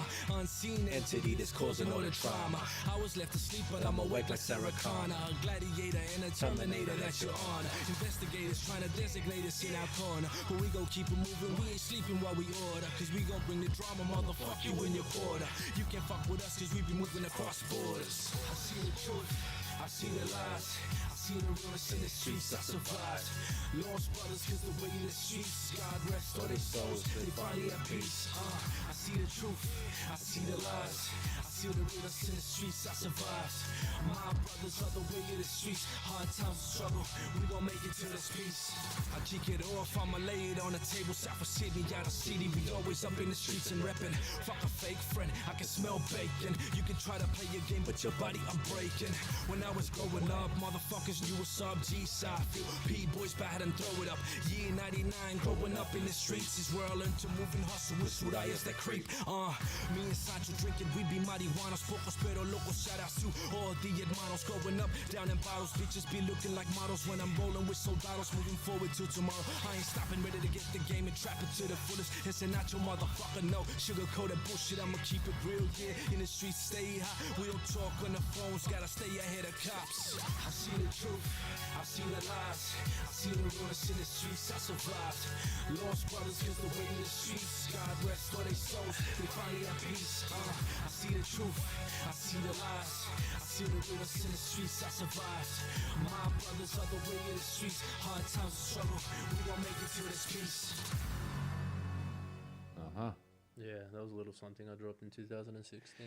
Man, quality, man, quality. Thank you. If it wasn't, would you say it was quality though? No. Man, You I wouldn't think say nothing. You would just be like, yeah, it's cool. No. I'd be frank and honest as I Yeah, usually I am, like and that. that's why That's a lot good. of people say that I'm a cunt because I think not all the time, but every now and then when I have to, Gotta be I straight do. up. Mm. I will say one thing though. You're a handsome motherfucker, man. Thank you, bro. Appreciate it. And I think Actually, I gained a lot of weight at that time. Yeah, I came Yeah. back from overseas as well. uh-huh. So, because I was in Chile in 2015. Yeah. But the current look, Yeah. and there's something that I want to bring up. Yeah. These things are coming. The current look is the look, hermano. Yeah. Your face, your eyes, Yeah. and your confidence, and where you are, where you're vibrating your frequency. I wasn't around then, as in the way we are now, but I see a totally different person now. Yeah, no, 100%. And I must ask something. Do you attribute your experience with psychedelics or DMT with any of that? Like, did that happen around that time? I don't know, because I see two totally different people, to be honest. So- that looks like your cousin or your brother. Yeah, to be honest, I think just right after that, I actually dabbled into DMT. Okay, cool. Okay, and that's actually what's changed my whole life. I'm not surprised to Yeah. hear you say that, brother. So, Coming from a, yeah, a fellow traveler. yeah, fellow traveler, exactly. Yeah. I heard about DMT, and this is when I started changing my understandings and idea. I started actually listening to more podcasts. Started listening to Joe Rogan. Yep, searching. Started searching, because ever since I was young, even from the 2003, 4, I always knew about the rabbit hole of the internet where you go in and you start New World Order, Illuminati, Yeah, sure. Freemasons, Sure. and all this stuff, Yeah. and it's just like there's so much information out there. Yes, brother. So I always knew about that stuff. And so I was always diligent of like the church and everything like that. Religion. My mom's real religious. Yeah, my mom prays the saints and everything. Yeah. Yeah, not surprised. But realistically, I sort of like moved away from that because I used to believe I'm Catholic, but as by birth, let's say. let's say. Yeah. But realistically, at that time, right then, that's when I started to search. Yeah. And I had an encounter. Yeah, and I actually had some DMT. So I don't know how we got it, it was there, but it's everywhere really, so that someone only knows how to make it, gets it. And basically how it done it was I smoked it, so I smoked a little bit of it, and it was with my homeboy Caesar, and we went in, and he was supposed to wait for me till I come back, but he decided to join me in the trip. So people that don't understand, you can explain it a lot better, I'm sure you can. But really, I've never smoked it, hermano, so... But it's exactly like in the sense of ayahuasca. Yeah. So basically for me, it's like a hit straight to you. Yeah. And okay, so we're not talking about drugs. We're not talking about heroin. We're not talking about ice. No, it's not recreational. It's not recreational. No. Yeah. We're talking it's about work. A substance that will change your whole life. Yeah. Like that. Yeah. And Joe Rogan puts it in a good context. He goes, you could raise armies. You could... fight in the Colosseum, be a gladiator. You can do all these amazing things. Yeah. Meditate, everything. For 1,000 years, yeah. But get you high off DMT, puts you in another level. You're in somewhere else, yeah. Look, the only thing I would say is at the right place at the right time, probably with the right people. 100%. It's something not to be sort of taken lightly. You can't fuck with it. Yeah, so I hear what you're saying about it not being like rack or weed, where it's just like, nothing like that. And you have to respect it. Yeah, you have to respect it. Like everything in life. That's right. Intention is a word that I've been using a lot lately. Paulie knows this, but intention. You can do many things in life, but it's the intention behind it that matters. Probably as much as the action. Yeah. The intention. Yeah, and the intention for me was to change my life around. Yeah, bro. I see it. I see it. I've been blessed to be getting to know you more and more. Yeah, and I appreciate, at this time as well. Yeah, and I appreciate the friendship and none of those things are coincidences, by the way. Because when I met you, we were freaking going hard out. Like at Donny's clubs, we always had fucking problems there. Yeah. Even when you came out, a couple of boys ended up snitching on one of my boy, put him in jail. I heard something, There were some stories of some boys are going to run up to the club and do some things to some people, I remember hearing shit. Thankfully, nothing boiled over. But no, lucky it didn't, because then we'll be facing some other some other problems. Who knows, man? Yeah. Fuck, enough of that already. Exactly. But all I was gonna say is an outsider's view now turned insider. Yeah. I seen some of your time from afar. And you know, obviously that's what it is. I mean, you've confirmed it for many times. It was what it was. It was kind of like that sex, drugs, and rock and roll type shit. That's right. And we all go through that. Maybe not 10 years worth, but we all kind of have that Like period. 16, 17 years worth. There you go. But I see a totally different man sitting in front of me 100%. to that guy, and also to the guy. And I remember recently I would have been speaking to Emiliano, our brother. Shout out to Emiliano, Shout out to Emmy, man. the new mayor of Coogee. Who I've abdicated. He'd like that. He loves it. I've abdicated the throne to Emmy, and now he's the mayor of Coogee. Enjoy your time in the sun while it lasts. Yeah. Not that it'll come to an end if you don't want it to, but it's a good thing, man. He's enjoying the life up there. But the brother dropped your name a few times, and I actually didn't know that you boys were boys. And it is a small world. We're all from the same area, from El Barrio. That's right.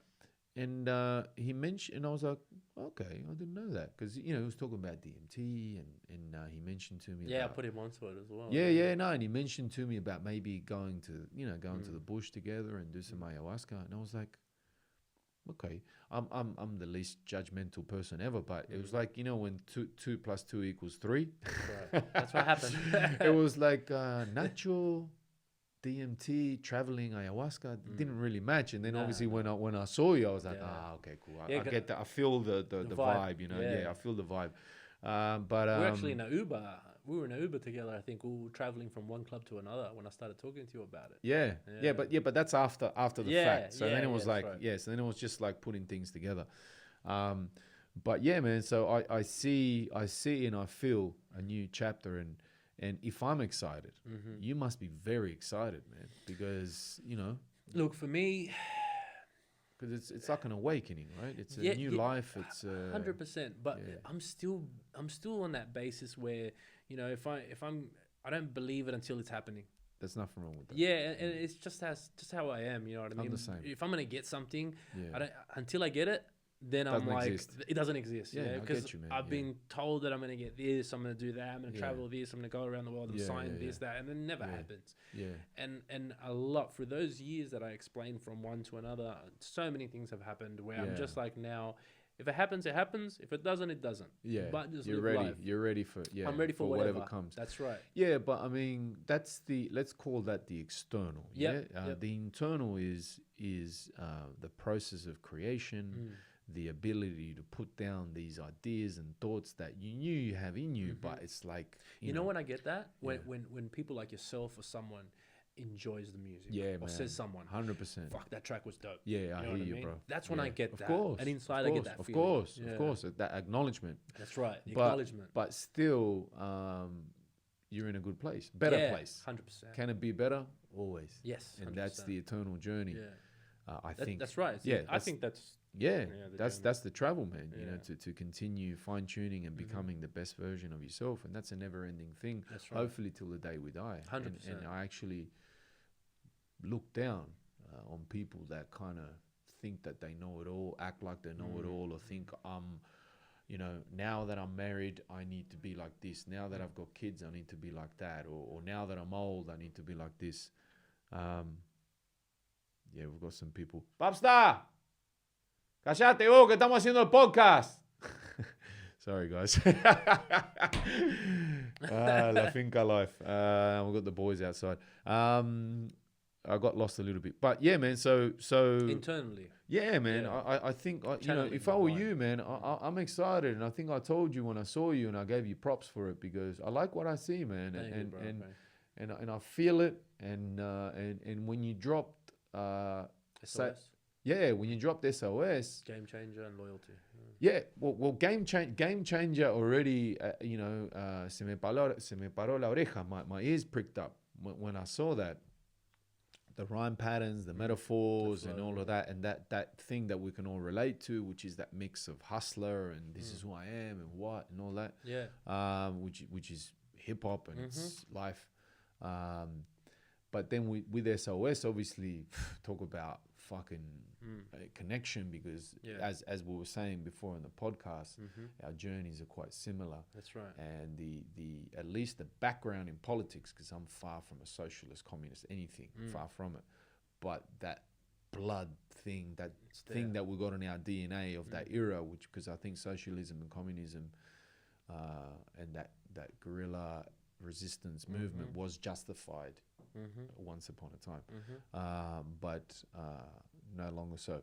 But when I saw that, and I was like, wow, you know, this is cool, man. This is mad, and that's why I say to people, check this shit out. You know? I appreciate it, bro. And I'm excited to see what's next. And actually, after the podcast, we're gonna hit the studio and start recording a track, which will be our first collab track, God willing. We're gonna let loose on a monster beat by my incredibly fucking talented brother, my brother, real brother, in New Zealand, Andrew's son, aka Laps.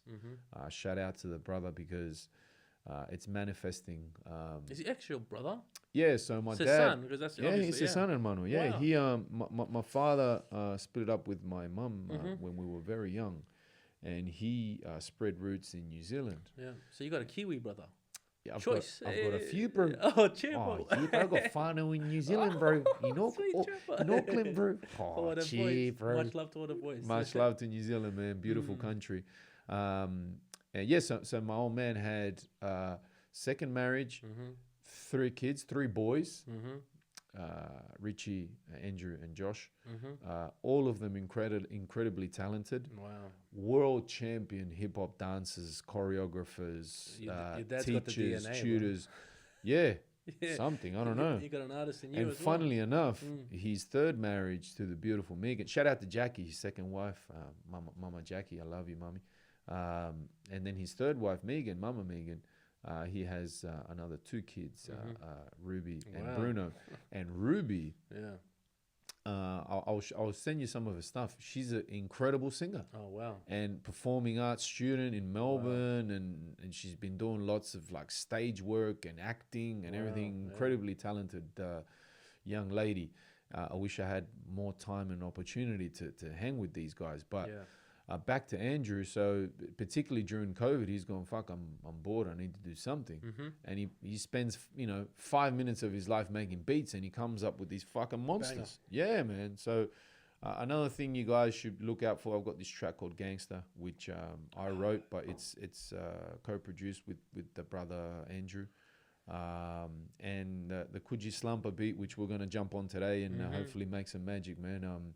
Really looking forward to that and much more, and whatever else you got coming up. But brother, I want to come back to the DMT journey. Yep. Let's not get off that No.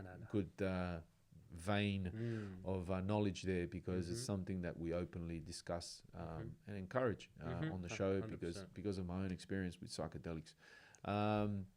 You've done it quite regularly over the. So what's it been? A couple of years or? So basically, since I've gone back, I went in twice. Yeah, 2 separate occasions. Sure. That's not a lot. No, not at all. It's not a lot. No, but it was enough to change my whole life around. Wow. Yeah. Very powerful. Instantly. The first time changed my whole life instantly. Sure. Yeah. The first time I went in. Yeah, talk to us about that, man. What you saw. What you felt. It hit me. It hit me so hard. Yeah, it hit me quick. Bah. And I think we didn't really measure of how much I was supposed to have at that time, but I just went in and had it. So I smoked it, like I was smoking. Yeah, please describe the place, what you felt, how you did it. Realistically, and this is for anyone that has their own idea or goes into it and has it. Yeah. Nature and amongst people that are really going to take care of you and a lot of love and besides the whole tree hugging hippie stuff, you just got to be in a good place. Yeah? Ideally, it doesn't matter where, just in a good place. I actually had it in Liverpool in the flats. Yeah, we were in my homeboy's house. We were kicking back, and we had it. And I go, okay, let's try it. Let's go into it. Yeah, and I had to prepare myself for it. Sure. Supposedly, you were supposed to do some detox before it. Yep. But I smoke weed regularly here and there, and I don't smoke cigarettes that much or drink. Good. Yeah, I used to drink a lot more. I don't drink that much at all. Good. But if anything, I knew you had to respect it and go in with an open mind. So when I went in, pretty much how I can explain it to you was like the Matrix. Sure. Okay. Pretty much I could see everything HD. Yeah. The whole breathing,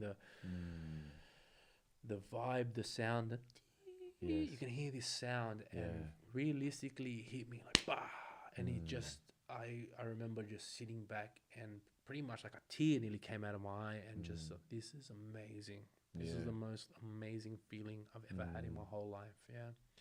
And it wasn't like what I've seen my friends smoke heroin and they said it's the best. You know what I mean? No, that's a physical. No, it's thing, a physical thing. Yeah. And they're on the nod. They're doing their thing, throwing up. No, nothing like that. Yeah, that's low vibrational stuff. This is, I couldn't, like, it's amazing the feeling that I had. And it's not because of the feeling that I'm chasing. It's actually what it was showing me that is more amazing. The message, behind it. And pretty much what I got out of that message was, not scared. Don't be scared. Don't have any fear. Just live it. Do it. Live your life. And I remember going to my mate's balcony after finishing. Yeah, it takes about 15 minutes out of you. So you go in, 10 minutes really hardcore, and then as it comes back down, you start to wear it off, and you start to see like these cool images and nice lights and everything. Enjoy it a bit more, maybe. So from the first start, it looks like the Matrix, or the numbers all around you. Wow. Yeah. Orange, purple. Yeah. Heavy lights. Then patterns. Yeah. And then if I go into it, I'd sound like a spinner. Yeah. But I don't. It's very psychedelic. It's psychedelic. So you have to understand everything is going on in your mind. Yeah. And you're basically, you're channeling and these energies and entities and vibes that in this normal world, exactly like the Matrix, you wouldn't. You wake up, you watch TV, you go to work, you talk to your mates, you come back home, watch TV, you go to sleep. This is telling me there's so much more to life. Brother. Yeah, Definitely. And when I went in, pretty much I got that feeling. Don't be scared. Yeah. Do what you have to do. Get out there. Live your life and live your best life. Yeah. Live your best life. Fuck what everyone says. Just do it. Who cares? Yeah. So then after doing that, I remember going to the balcony. I'm a bit of like shady on heights. Yeah, I don't like heights that much. If you're gonna ask me a question on things that I don't like heights. I don't like rude people. Yeah. I there's a lot of things I don't like, but heights is one of them. Yeah. And I was on the balcony on the top floor, and I remember going to the balcony, and I wasn't afraid of the height. Wow. It wasn't even bothering me. I was just chilling. How and actually at awesome that time I was having a cigarette, I remember. And it was like I felt like so much weight was lifted off my shoulders. And from then on, I was like, all right, let's if pretty much, just to explain to everyone, all the shit I had in my brain, grabbed it, put it into a recycling bin, deleted it. Let's start again, fresh. Yeah. Rebooted my system. Yeah. So now I start to think, okay, well, it's like a computer, you know, exactly like that. Our brain's a computer. Yep. We run on a system. You know, we're programmed to do certain things. Yes. And it got rebooted, and now I start fresh again. Yeah. And then it wasn't after about a couple of months later, then I went in again with a couple of boys, and you know, it wasn't peer pressure to the boys, but we're like, hey man, this is something that you need to see for yourself. You got to see for yourself, and as well, you have to guide people through. Yeah. Especially with the DMT, and in ayahuasca, what I know of and what I've heard is that the shaman will guide you. Of course. Yeah, Protects spiritually you, protects you. Yeah. But with the DMT, since you're just kicking back with the boys and having a smoke, there's no shaman or anything. So realistically, what you have to do is sort of guide your mate. Yeah, and it's like have his back. It's like being one of the boys. You have their back, regardless here or in another world. Yeah. So in that, I had to sit through a couple of the boys. Yeah. And they went in. So essentially what that means is you're supposed to be with someone who's not traveling whilst you're traveling. So it's not taking hits while you're taking hits. I reckon that's better. And vice versa. Yeah, but my first experience, my you were mate saying went, and he went in too. And I was like, wow. Yeah. But if you were to do it right, and I think with all psychedelics, you need to have that. Yeah, you need that common ground. Yeah, well, you need that safety valve, that person kind of, that's making right. sure. Yeah, you need that because with psychedelics, you're traveling, it can easily go wrong.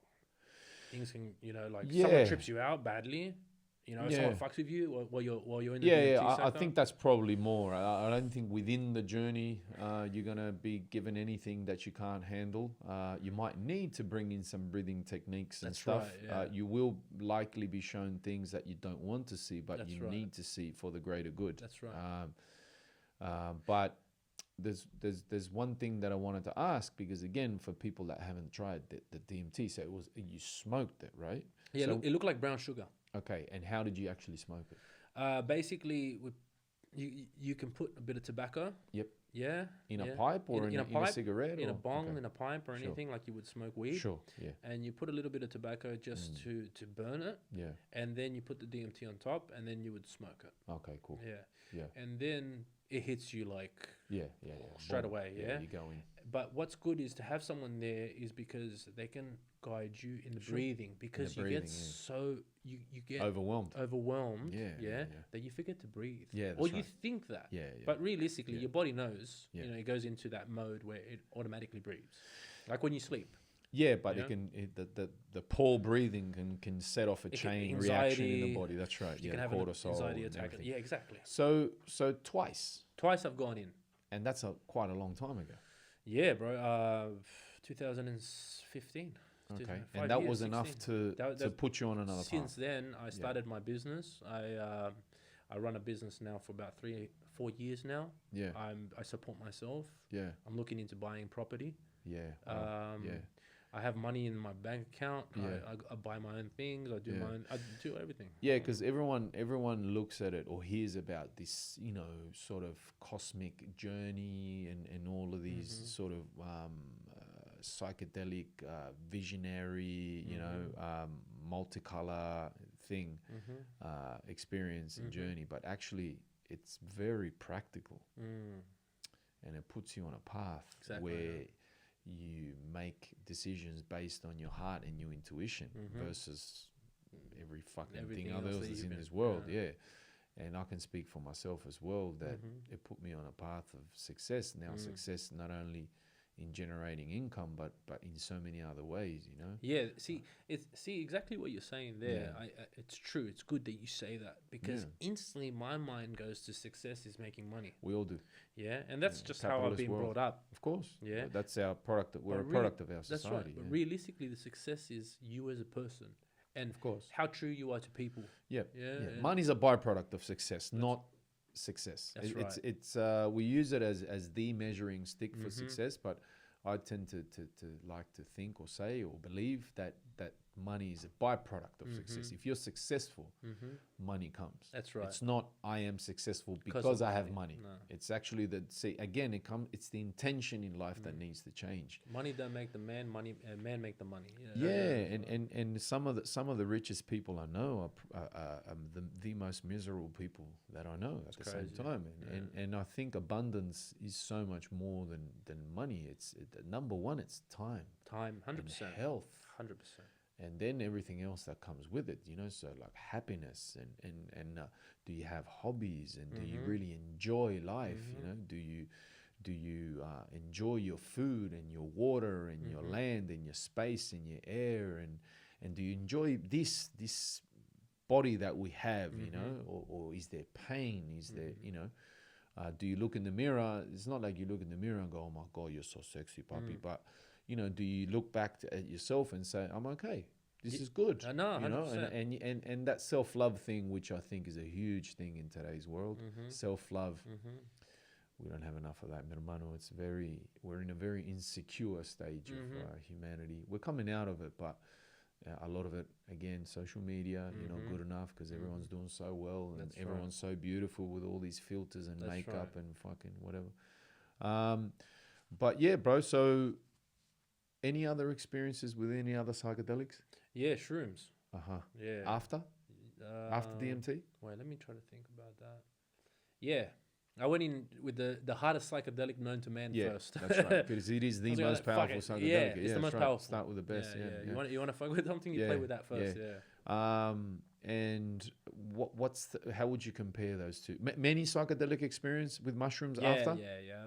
I've gone in quite regularly. Yeah, quite regularly. Okay, cool. How would you compare the two?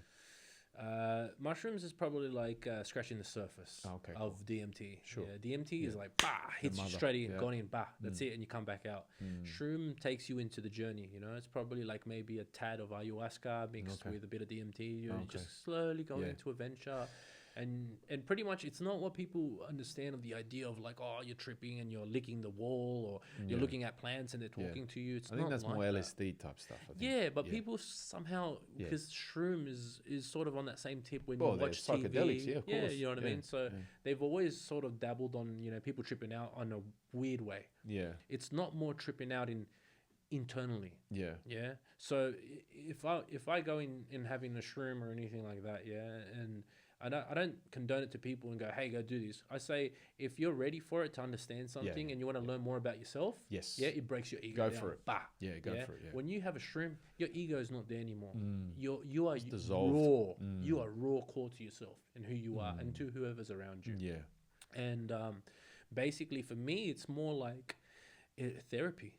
Yeah, it's therapeutic in the sense of going into a little journey, learning a bit more of what you got to fix and what you got to work on. Definitely. And then you come back and then you work on that. Yeah, like which is what's weird as well. When I've had a shroom before, it doesn't like me smoking cigarettes.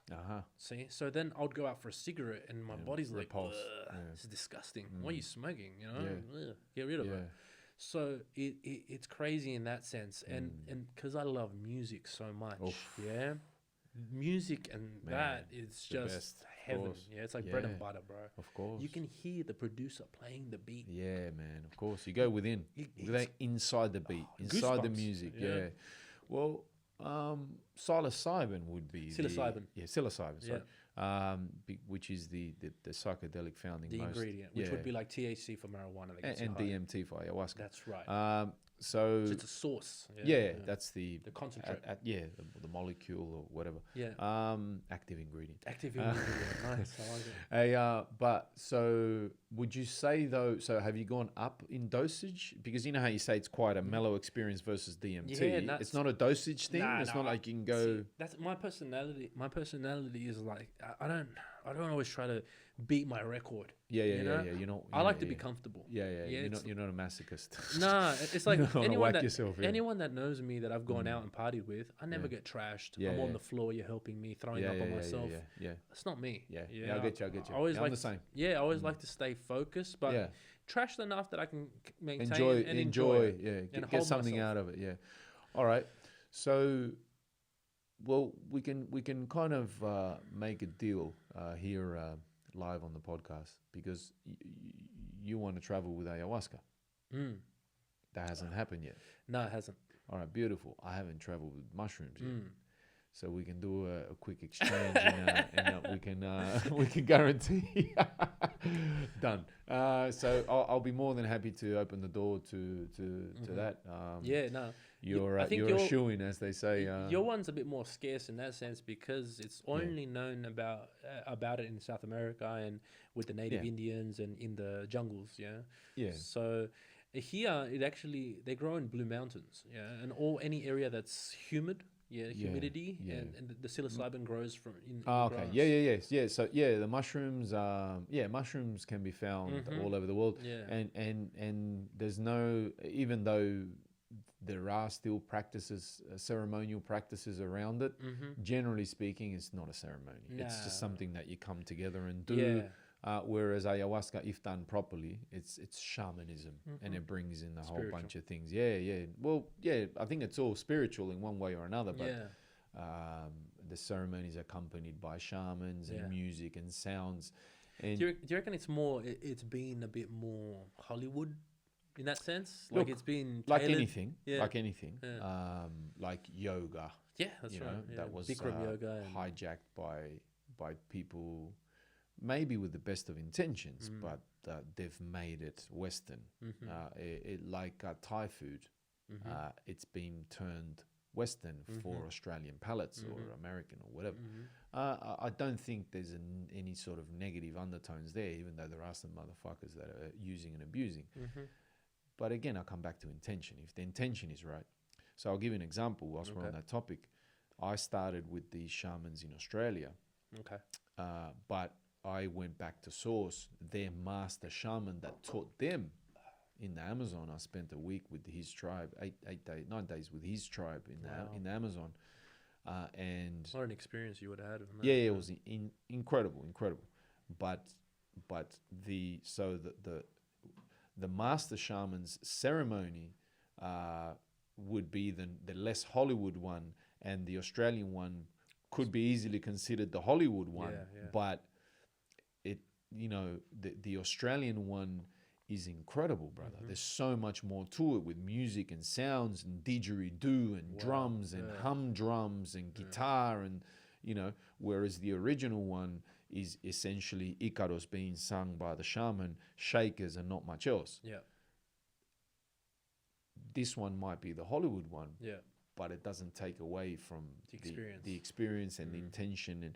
And as a matter of fact, if you gave me a choice, I would choose the Australian one. 100%. Because there's so much more to it. And what happens is because you're local as well, wouldn't it be as well? No. See, the one in the Amazon has its own thing, because obviously you're in the heart of the Amazon jungle, and the sounds and the energy in the place. One thing people don't understand about the jungle, most people, us in our Western minds, we think, me in general too. Yeah, well, we think, oh, nature, so nice, and it's full of life. The jungle's full of life, but it's full of death at the same time. Bro. Yeah, because everything is living and everything is dying right in front of you, all happening at the same time. So the energy is incredibly intense in the jungle. Everything is, and the noise is, especially at night. When you're traveling. It is so fucking loud, right? With everything that's out there trying to eat and live and mate and all in the same place, and shit and piss and everything, right? And growing and all of that. So that experience is, let's say, lo-fi. Yep. And it's just, the shaman at the time, I think he was 74 years old. Wow. He's still alive, Don Bechin, great man. Shout outs to Don Bechin. Man, shout outs to Don Bechin, his lineage coming through, all of the disciples, even though we're not disciples, because it's not a religion.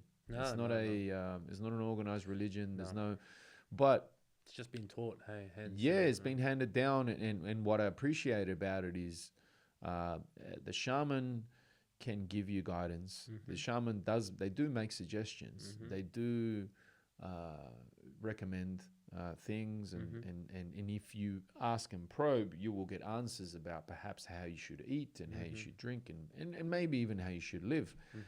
But essentially, it's take this plant, we'll protect you in the ceremony, we'll guide you, because the music and the Icaros, it's got like an ebb and flow, they stop. When they stop, everything comes back down, the silence, and then it goes back up with the songs, and the songs are about love and family and all these things.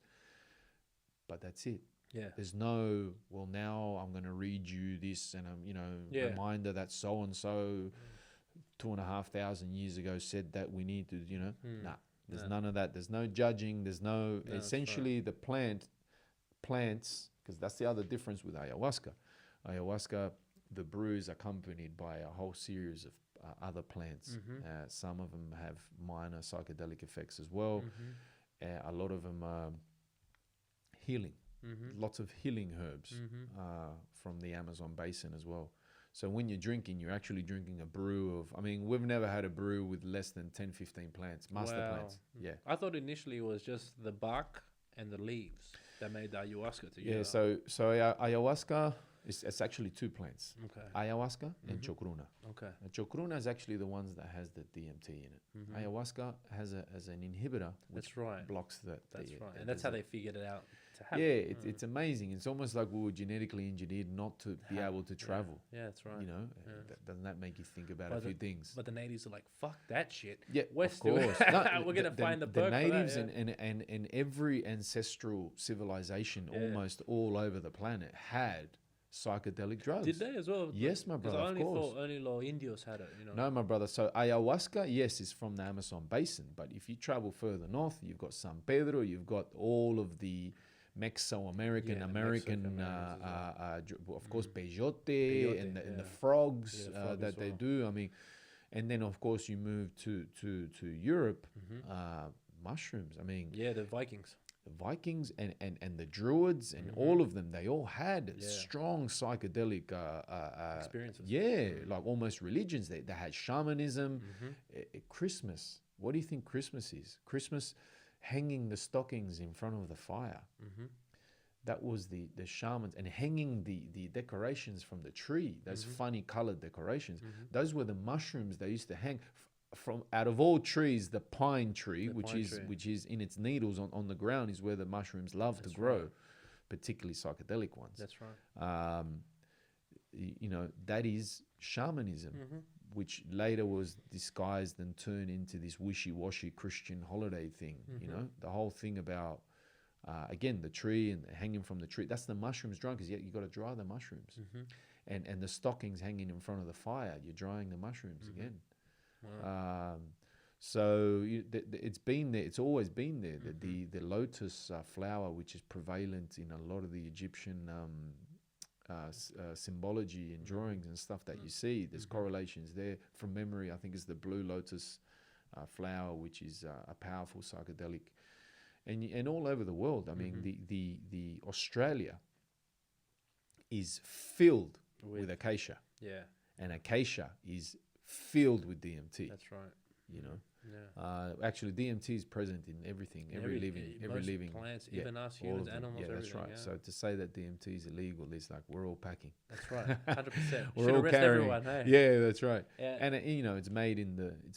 Especially when you dream too. Supposedly, the DMT hit is what you hit. This is facts of what I've read. Yes. Is when you're born. Yep. Yeah, you're going through a DMT stage. Correct. When you die. Correct. And when you dream. Correct. And that's the only time we can actually source it from our third eye. Yeah. Other than pineal that, gland. the pineal gland. Pineal yeah. gland. That's right. It looks like a pine. Yeah. So if you see a pine cone in any sort of statues, ancient drawings, that's what they're heading at. And I'll tell you something. I think I've already said it on the show, but you go to the center of the Vatican, in the most central point of the Vatican, which is that it's like a square in the middle of the thing. There's a massive statue of a pine cone. Why? Totally different religion. Makes absolutely no makes sense. No sense to religion. And then you look at Cambodian reliefs, and you look at Egyptian, and you look at even a lot of the Southeast culture. Yeah, South India. But you look at the even a lot of these Anunnaki type drawings where they're actually holding pine cones. You know, why the pine cone? I mean, what's so special about a pine cone? You know, from the pine, nothing. But then the pineal gland, that's the third eye. So that's the eye of Horus, the famous eye of Horus, and the famous third eye of the Hindus, the third eye. And yes, as you said, so when you're born, the dimethyltryptamine. Yeah, dimethyltryptamine. But let's call it the metaphysical explanation is when you're born, the DMT brings you from the other life into this world. When you're dreaming, little bits of DMT put you in that other world, even though you're still here. And when you die, you go back to source. So there's another massive hit of DMT to achieve that purpose. And that's why I think people as well say that they experience near death. NDEs, of course, NDEs, experiences. Thousands and thousands and thousands of experiences. All of these people having almost identical experiences. And they say, "Oh, it's just the brain." But that's science, right? That's typical, right. But yeah, so very interesting times ahead, I think, hermano, for the travelers. It's becoming much more of a thing, man. Even you know, like Rogan and the psychedelic experiences. Even in science itself, hermano, string theory. It's coming sort of religion, spirituality, faith. And science are kind of coming together, you know, in the end, which is interesting to see. They're starting to accept it, I think, a bit more. It's getting. They actually want to study it in Melbourne, I think, as well for PTSD. Yeah, I think Melbourne's opened that up for it. Yeah, in the States they're doing a lot of studies with psilocybin as well. Psilocybin. This is another thing as well that I didn't mention. When I was growing up, I would have a lot of anxiety attacks. I didn't know what it was. No one ever told me what it was. I would just get these feelings. You know, I'd get these feelings when something was going to happen. You know, some shit's going to go down. It's like, this pressure, and I never knew what it was. I would just handle it. You know, pretend it's not there. We'll do what we have to do.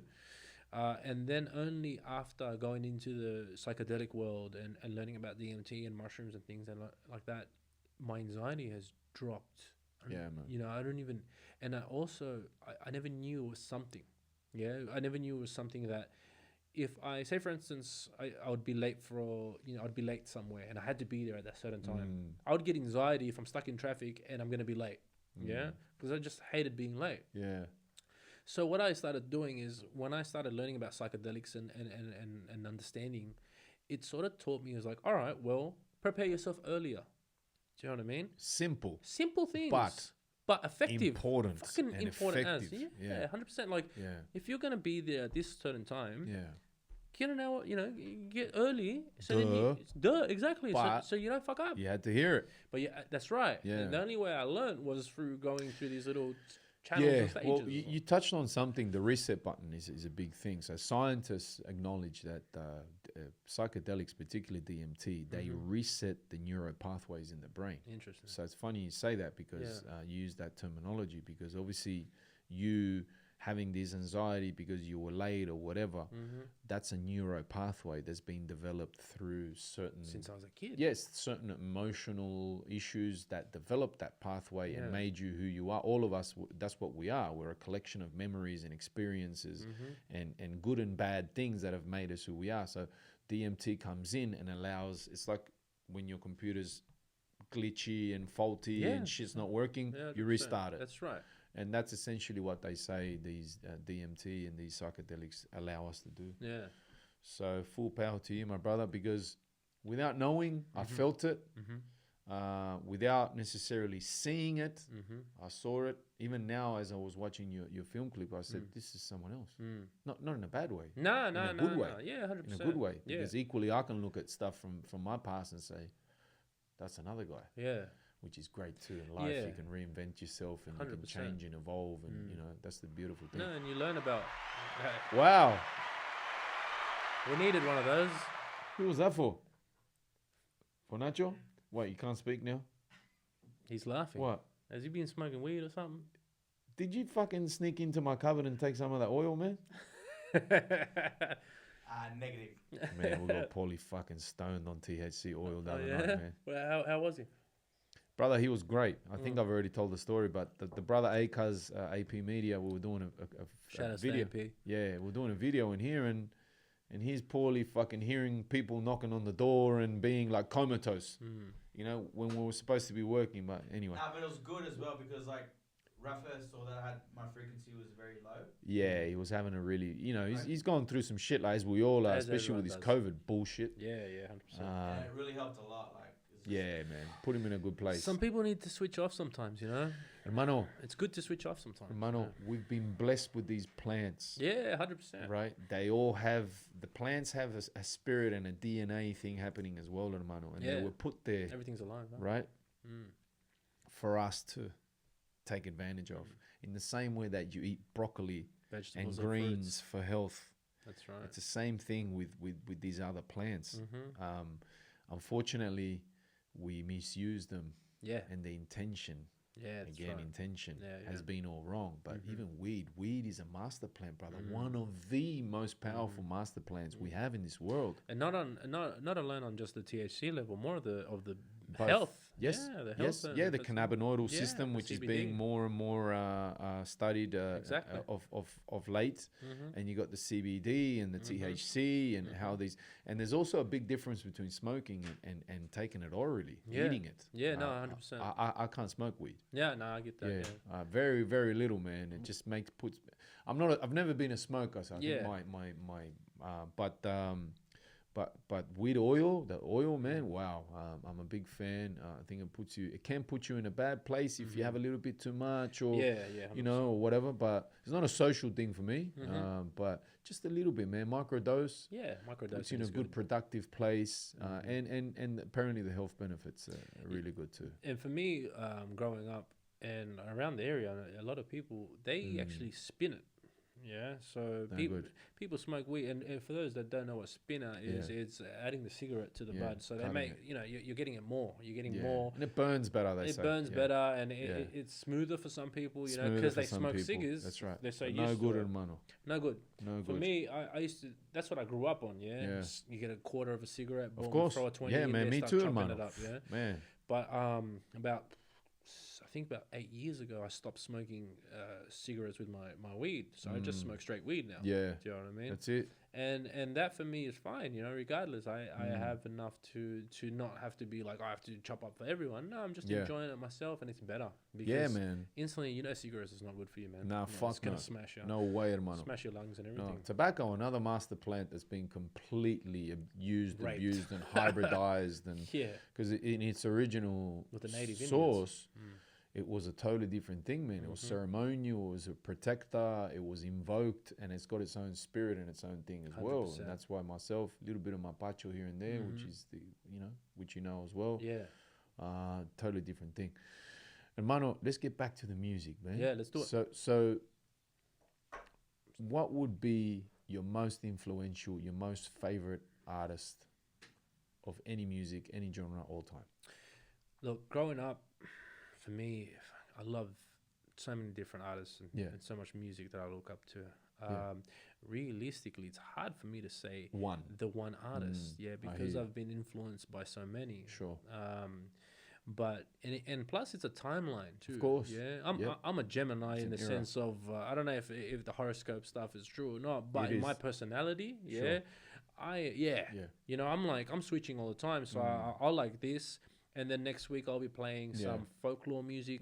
Then I'll be listening to music from Tibet. Yeah. Then I could listen to music from the native Indians. Yeah. Do you know what I mean? I have a source of all music. But if we're going to start into hip-hop Sure. itself and what made me understand lyrics and Sure. enjoy rapping and hip-hop, could be Eminem. Wow. Yeah. Okay. Trip out. Yeah. Interesting. Yeah. Not much people don't know Not that unless expect people that, are. yeah. No. Yeah. Because firstly, at that time when Eminem came out, I had 56K modem internet. Okay, so it was hella slow. Yeah. That so I used to go on and I heard about this Rap Olympics. Yeah. And this is where Eminem first came out. Yeah. From, So you caught on to him before 96, he blew up. 96 Rap Olympics. I think it was 96. It's a long time before he blew up. And he came in with the freestyles, you know, and battling. Yeah. And to me, instantly, I was like, fuck, that's so cool. Really? How you can verbal someone with some rhymes. Yeah. And plus you're freestyling, yeah? Yeah. And so you whack on a beat, boom, and you start freestyling to it and you start dissing each other, you know, and you go at it. Yeah, this is before 8 Mile was a thing. Yeah. Yeah, so the Rap Olympics 96, I'm sure it was then. And I came across it, and I didn't see it live, but I saw snippets of it. And I watched him battle a couple of artists and things like that. Yeah. And then seeing that, I was like, all right, who's this white boy, you know, that's coming into this hip-hop game? Plus, if not anyone, it's Dr. Dre that's bringing him out. And Dre, to me, at that time, the Aftermath album, you know, he just finished the NWA. He done the ring, ding, ding, ding, dong. Ring, ding, dong. Yeah, ding, what a ding. fucking That was a track. Friday soundtrack. Yeah, all those tracks, you know what I mean? They were killer for me. Like Dr. Dre, for me, I was like, wow, you know? Yeah. So him bringing out Eminem. Of course. And then Eminem spitting the freestyles and improvising and doing the hip hop stuff. That was sort of, it gave me the idea that says, hey, you can rap as well. It doesn't matter if you're black, if you're Chilean, if you're Asian, if you're Middle East. It doesn't matter. Quality is quality. Quality is quality. Yeah. Interesting. And he was sort of the fundamentals of lyrics as well. Lyrical as well. Yeah. And I think as well now, going over my music and seeing my lyrics, you know, and how I piece it together, I could say that 100% there's a lot of influence done by Eminem, the way that he flowed, you know, and the way he would rap, you know. So I grabbed a bit of his, you know, he got a bit of influence, and then I had a lot of the West Coast influence, of course, and then I had a lot of the Chicano rap influence too. Yeah. So then adding all these together, and then getting a bit of hip hop from Chile, from what was that crew? There was a crew that came from my neighborhood in Chile, in Santa Adriana, in La Davila. I think they off the top of my head, I can't remember, but they were famous in Chile, I think I know is La Secta. Tiro de Gracia. Tiro de Gracia. Yes. Tiro de Gracia. As soon as you came up with that, and I go, Tiro de Gracia. That's all. They were from my neighborhood in Chile. Okay. So I remember my dad went to Chile once and he brought back a hip hop album of Tiro de Gracia. And this is when I'm starting to understand hip hop and music and learn it. Big L, Metaphors, Big L. Sure. And then I had DPG Corrupt, Daz, Flow, Daz wise, you know? I like Daz's flow, funk, that funk, And that sort of started molding me into everything that I am now, you know what I mean? And then plus everything else that I've gone through now. Of course. You know? And then you yourself. Myself, But that's pretty much the sorry, bro, the fundamentals of hip hop. When I started, and understanding how to piece and write lyrics and the flow. You've done much rap in Spanish? I actually, well, I have a couple of songs that are in Spanish, but realistically, I can talk better Spanish than I can rap it. Do you know what I mean? I grew up speaking Spanish first. I went to ESL as well, like the homeboy Josh, you know, send some shout outs to him as well. I think he was saying when he came back from the fields. Man. And yourself as well. Well, ESL, you know. So I had ESL as well when I got here, so I didn't know how to speak English. I actually dropped a grade 2. They actually made me repeat in year 2. Yeah. Because I know. Motherfuckers, man. Yeah, hard. To them teachers as well, governor. Yeah, they made me, you know what, as well, but my mum played the sub card too. We came back from Chile at the time, and my mum was like, oh, my son, he can't speak English, he doesn't know. So she actually brought me down instead of like lifting me up. And anyway, so they made me repeat. Yeah, I'm surprised you just had a hit now, El Mate, man. I've had a couple, brother. You've just been deep in conversation, man. Wow, I didn't even notice, man. I had to change. I had a couple people write in and they were complaining because my mate, the thermos, el termo. Yeah. My uncle gifted me one, which is a yellow one from by Yerba Canarias, which is the national kind of brand of the tea, and it was. Canarias, yeah, it was really hard on the camera. I've had to replace it with fortunately I've got 3 or 4. Well, I've got about 10 of these. Would they pick it up like instantly for promo and stuff like that, or what? No. It was just people saying to me like, change your fucking termo. Yeah, it's ugly because it was like yellow, right? Yeah, okay. It's in there somewhere. It is. What it is, but so this is. Have you ever had mate, man? Yeah, I've had mate. All right. So another thing that people might not know about, I got a lot of family in Argentina. Okay, sorry to hear. Yeah, so, from the Uruguayans. No. Yeah, but it's all love. No, estoy bien. Because I got the bourbon, Cuba Libre. I got Cuba Libre. Mate, one of the things we like to get our guests loosened up. Yeah, I needed something. Myself included, man. I'm good for a good shot of vodka or something just to.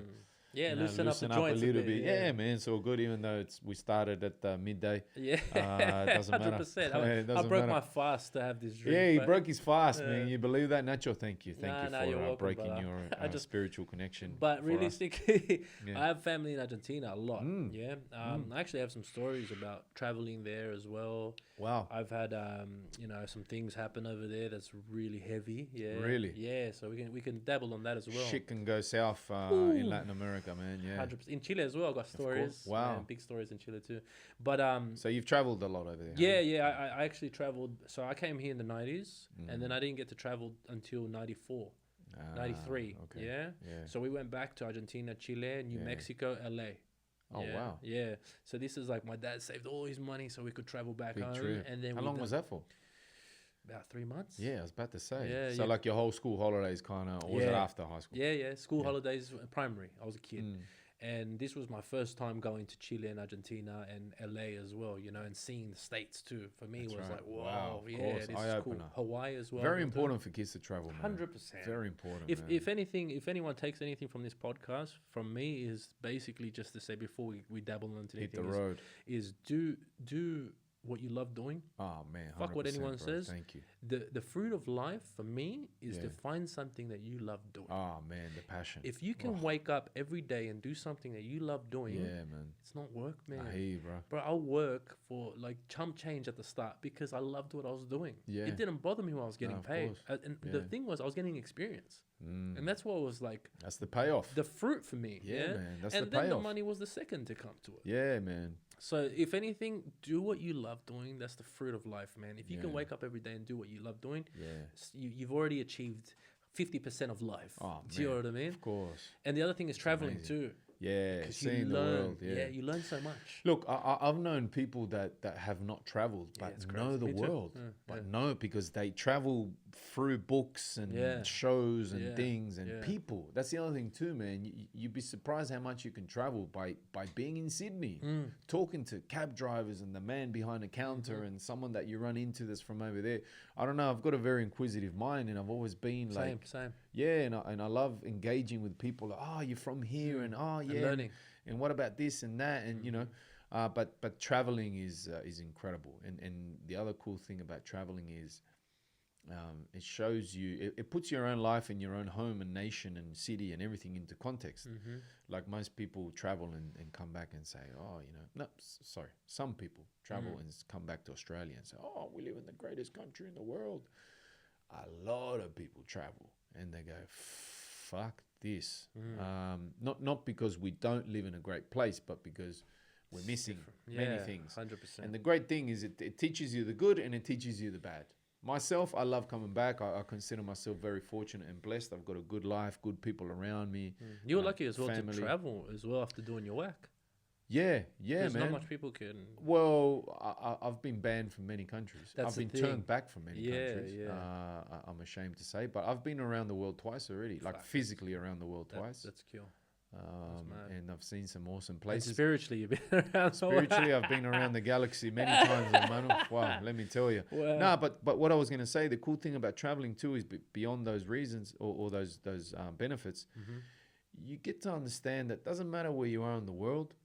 Most people generally want the same thing, man. Yeah. I've been to the Middle East, you know, and obviously Arabs cop a beating because the whole, you know, Muslim Christian divide and the whole terrorism bullshit and all that. And they're just like us, bro. They just want to, you know. Just live. I've been to Africa. Be happy. You know, I've been to Morocco. I've been to Kenya. I've been to Egypt. They just want to be. Everyone just wants to be happy, bro. Everyone just wants to do their best and be happy. Yes, there are some people, you know, that get corrupted and whatever. Yes, there are some people that, you know, that deserve punishment for things that they do and whatever. But essentially, bro, I don't know if I could put a number on it, 98% of the world, we all want the same thing, man. Yeah, you know?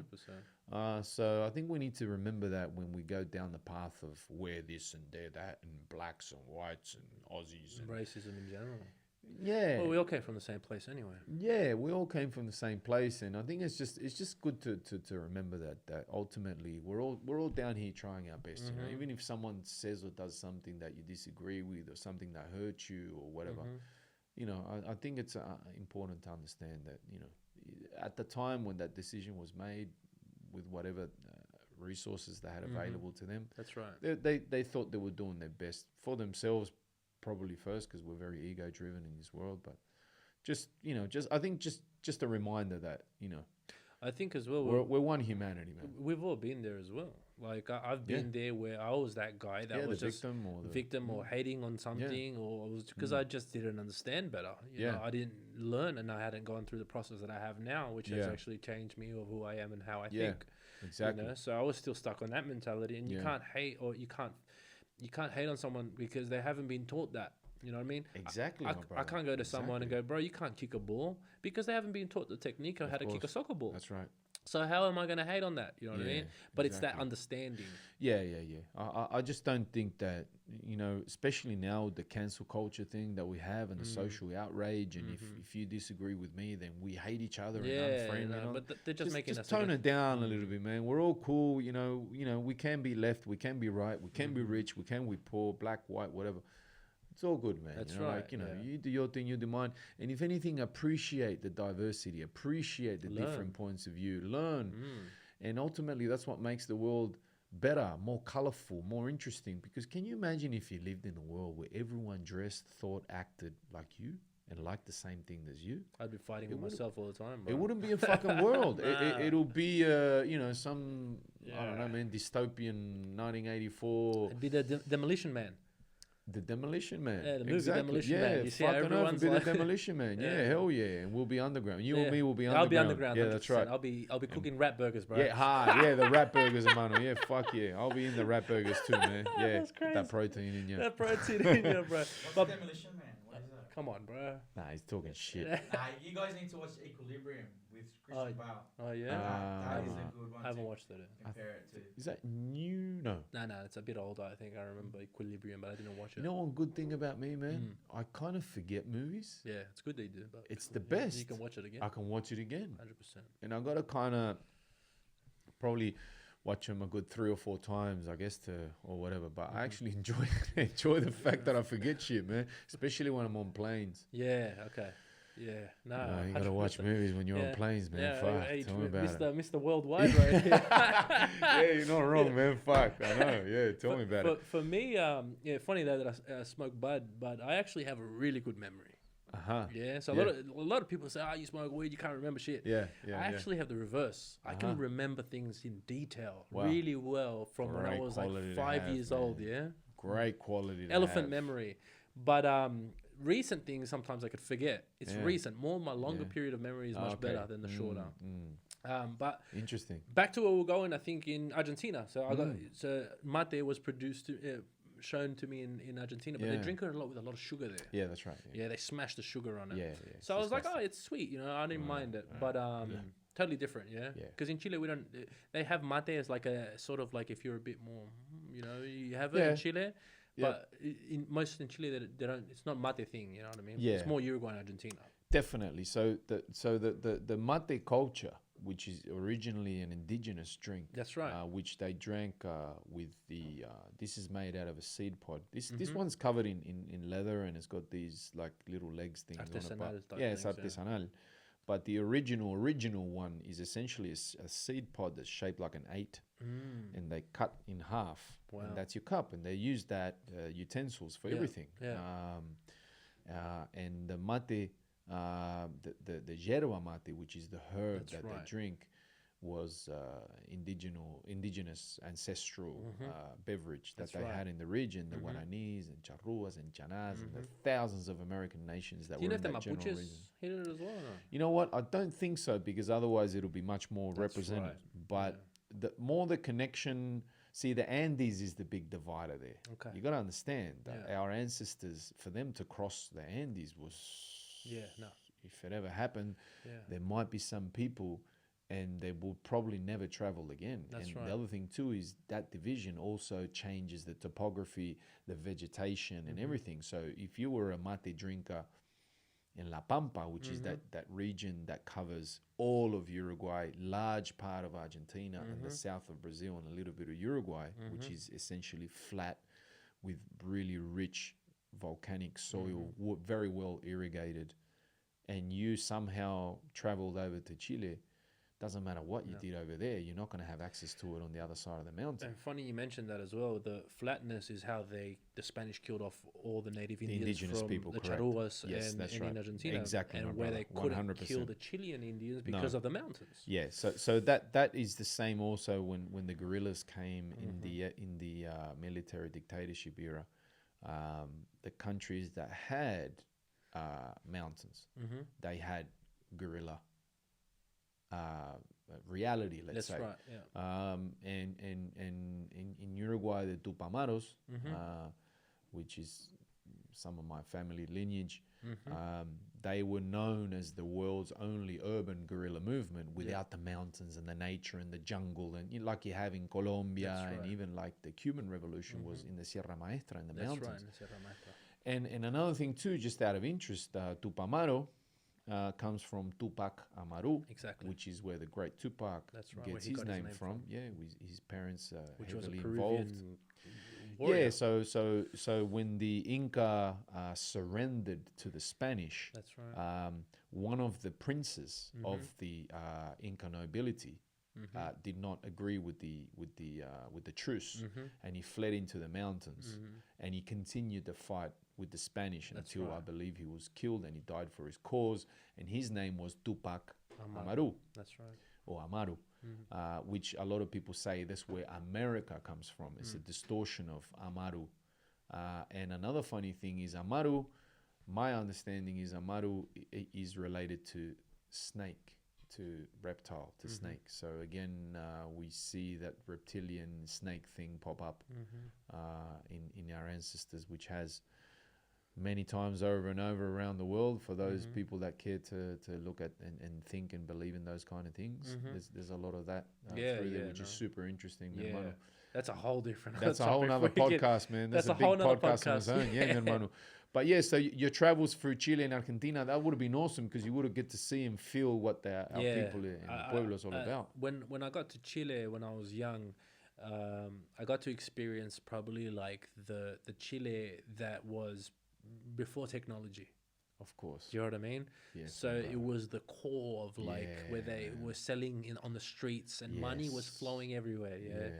Compared to when I got to Chile back in 2011, 12, and 2015, where everything now was beeps. You have cards, you know, and a lot of technology. Yeah, you know, generally it's just speaking, changed everything how it was. Because I remember when I went, firstly, I would go to the ferias, the markets, and you would see so much life and everything around. Yeah, people look you in the eyes. That's right. People would look in your eye. There's no phones, nothing, you know. Phones. So then when you go around 2011, 12, technology is starting to ramp up. 2015, boom, you know, everything's tagged. Yeah, everyone's watching themselves because people, you know, are robbing people for money and whatnot, jewelry and everything else. But other than that, traveling for me was amazing. I loved going to Chile and Argentina. Yeah, man. Pretty much the neighborhoods that I'm from in Chile is the hoods. Yeah, like here in Sydney, there's nothing like it. Yeah, you can't compare. In Chile, they know instantly if you're not from there. Yeah, it's like the whole neighborhood knows. And the way they would understand, and it was like as a joke, is the color in your clothes. Okay. Because in Chile, the sun, you know, people hang their clothes, and dryers and all that. The clothes sort of distorts. Oh, okay. So you see sort of everyone's clothes is a bit, you know, sun driven down, you know, it's watered down. Yeah. So that's how they could instantly tell, you know, that's like a myth, you know. Okay, yeah. But instantly as well, they know through families, like who's that guy that's coming and everyone's hanging out on the streets and everyone knows each other. Barrio life, man. And when I got there, people I would see, because compared to my brothers and sisters, they're more Australian based. Yeah. They lived in Chile. Yeah. But they love Australia. You know, they got here and they went to Newtown. They started living that style of life. Yeah.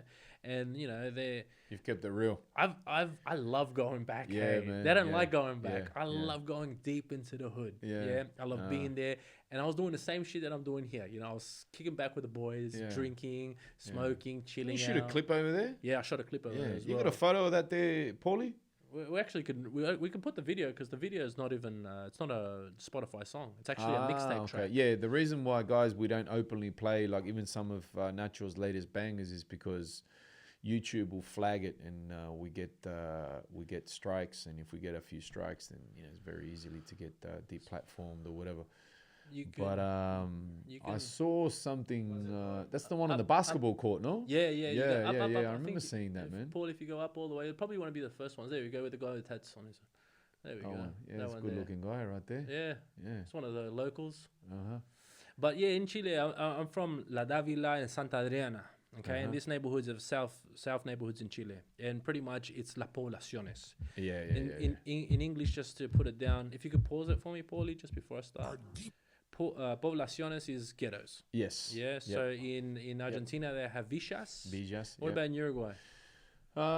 We call them cantegriles. There you go. Yeah. And then in Brazil they got the favelas. Favela, that's right. So everyone has that slang. Comuna in Colombia. Everyone's got their own term comuna, for it. Comuna 13 right? That's right. So when I went to Chile, my parents were always like, be careful, you know, Chile is not like Australia, you know. They'll in Chile, of course, they'll rob you, Yeah, you can't fuck around. In Argentina, they'll kill you, then rob you. Yeah. There's a big difference. Just in a sense because Argentina has much more of a population and much more poverty. Of course. Yeah. They double the amount of population expands the issues, whatever the underlying issues are multiplied by a factor of how big the population is. That's right. Yeah, 100%. So that's why you have those problems in Brazil and Argentina. Of course. So when I went to Chile, I enjoyed it. So I went back in 2011 and I got to understand and learn about my family and who's my cousins and everything. And then I got to join the dots and understand where I'm from. And then go to Argentina, learn about Argentine culture and how they are and how they speak. Yeah. And in my neighborhood in Argentina, which is Rafael Castillo, which is Castillo, yeah. I have to say it right. You're saying it right, my man. That's why I have to adapt. So it was funny because when I'm in Argentina, they're like, "You're Chilean," and I'm like, "Yeah, I'm Chilean." He goes, "But you're not Chilean because you speak funny, you know." Then I'd go to Chile and they're like, "Are you Argentinian or Australian? What are you?" So like a mix of everything. Camaleón, yeah. So I'd go to Argentina and I would learn a bit of their culture as well. But even in Argentina, the hood that I'm from there in Rafael Castillo, so actually I just spat some smoke. Anyway. Go for it. But Rafael Castillo, that neighborhood itself is dangerous.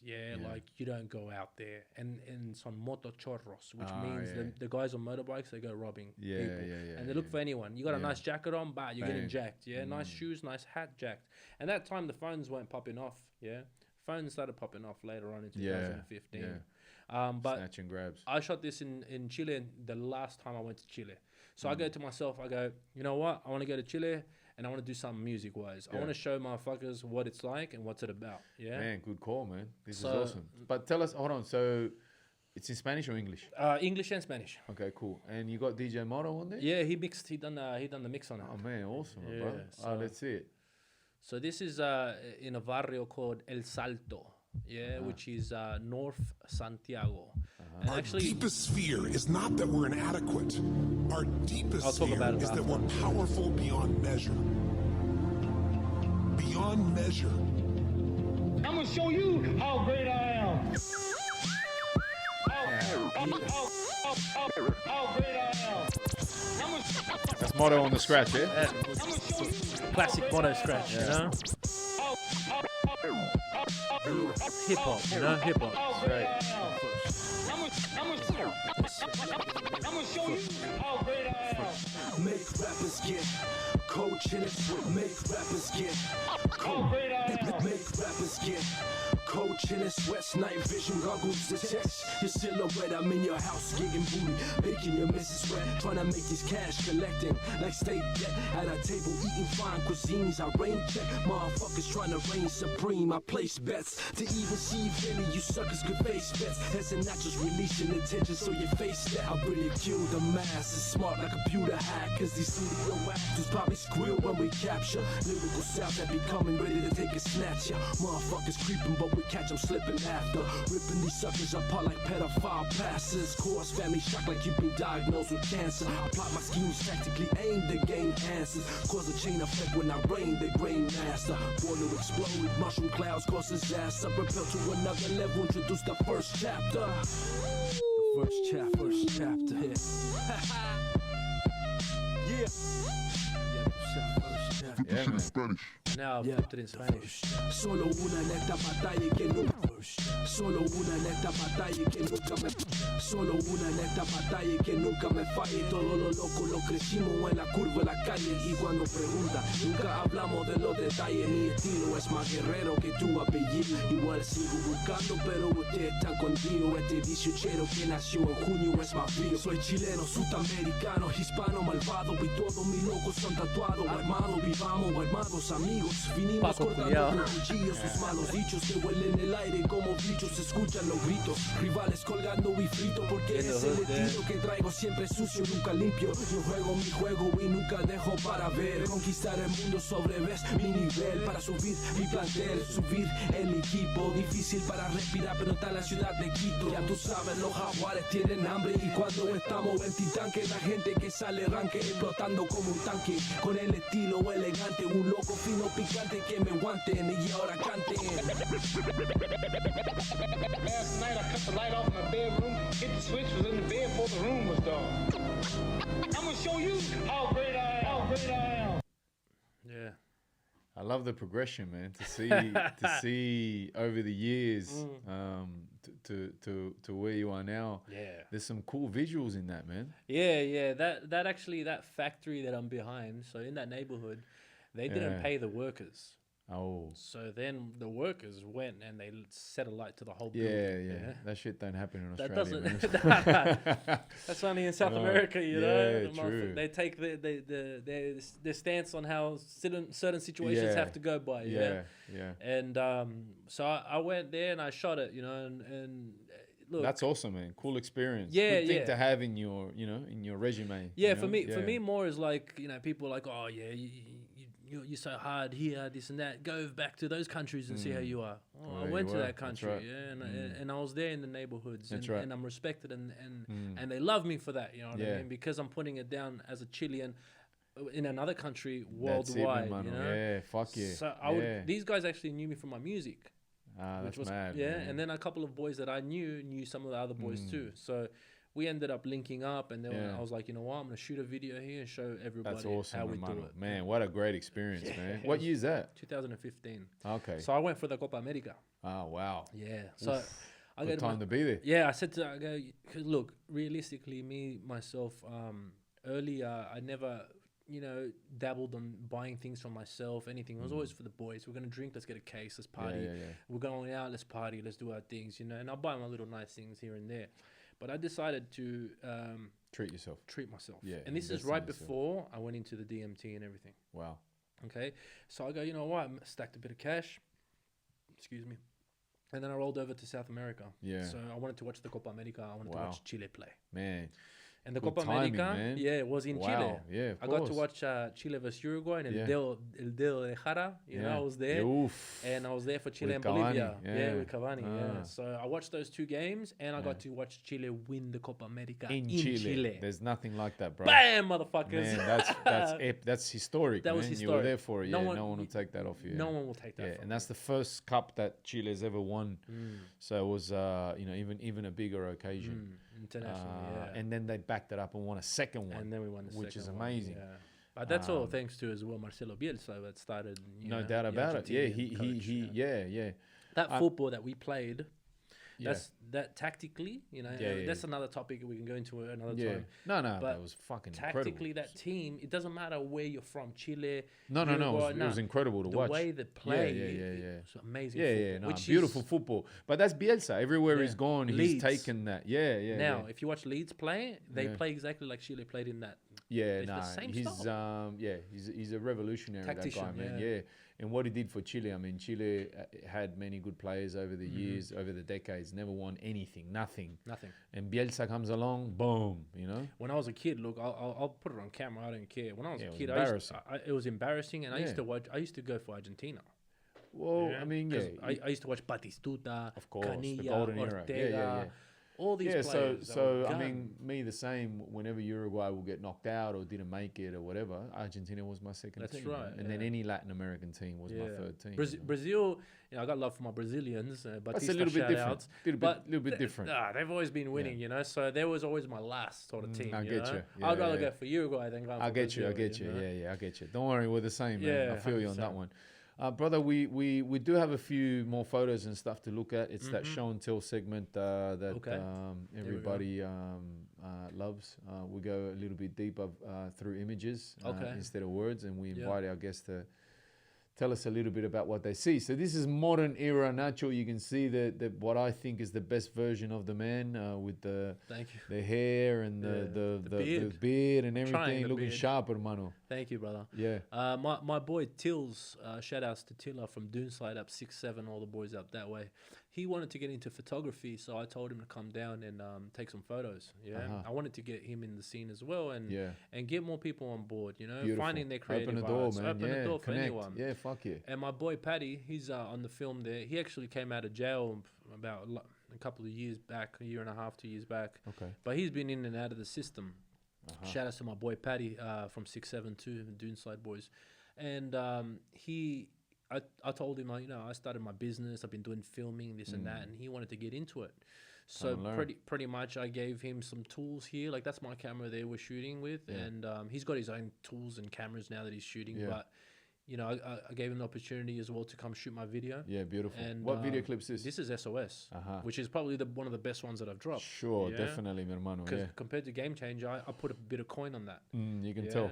But a lot more scenes and everything. Yeah, more things just added, you know, constantly. But this one was actually the clip that I actually spent less money on and ran it up more myself. Directed it how I wanted it, how I want things done, everything. If you've got the skills, no one's going to know the vision as no, well as you. No, no one knew. So then I got Paddy on board. So now Tills took that picture and now I'm actually performing behind the screen, which was the projector screen that actually showcased everyone. And for people that don't know, check out Ese Nacho. SOS, and you're gonna get that clip there, which is Save Our Son. Yeah, like we said before, we'd love to play it, but 100%. That's probably my best track that I've come out with. Most definitely, bro. Most definitely, it's a cracker, man. I love it, bro. I love it, man. Yes. Make sure you guys check it out. So that's that there. Yeah, and I got my fresh jacket on. Oh shit, this is way back. This is 2006. Yeah, this is me, my gangbanger side. You know, I was just representing always the boys. We got Jay West, I think. Yeah, Jay West. Yeah, he was popping off around that time. He had a big run, man. I love that stuff. Yeah, Jay West. You know, the man Mundine. Anthony Mundine, man. Say what you want about him, but he backs himself. He's legit. He's outspoken. He says what's on his mind. And I think too, he's independent, man. He's got an independent thought process, which I think must be welcomed and encouraged 100%. In this world, man. Shout out to the man. I think he was going hard at that time because, in the sense of his attire, his outfit, everything, it was just like, you know what I mean. It was the man Mundine at that time, you know. 2006 when he turned boxer, no? Yeah. This is where he even looks like thugged out, you know, with that suit and everything, you know. He was the man too. That's right. And then we got Rodney O in the back. Yeah, shout outs to Rodney O, man. The voice, one of my brothers over the years. We've crossed paths many times, and I'm going to try and get him on the show, man, because he's got a story or 100 to tell. If you get him on the show, try to get him to play SOS on his shows, all right?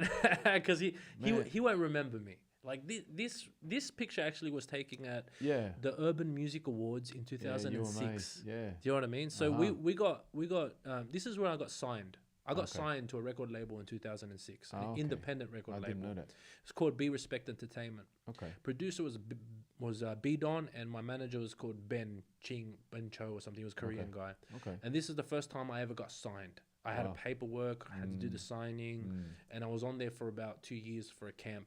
Sure. And they were producing my music and getting me out there. Okay.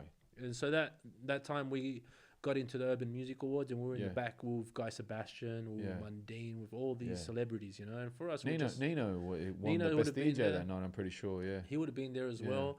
And this is like my time where I'm just really getting into the scene, bubbling in. I'm 20, you know. I'm still young. Assassino, which was my battle partner, he's in LA now. He lives in LA. It's the Asian looking guy, right? The which one? This one here, Assassino. Assassino, he's Chilean. I know. I've heard of his name. So he ended up winning the battle that we were at.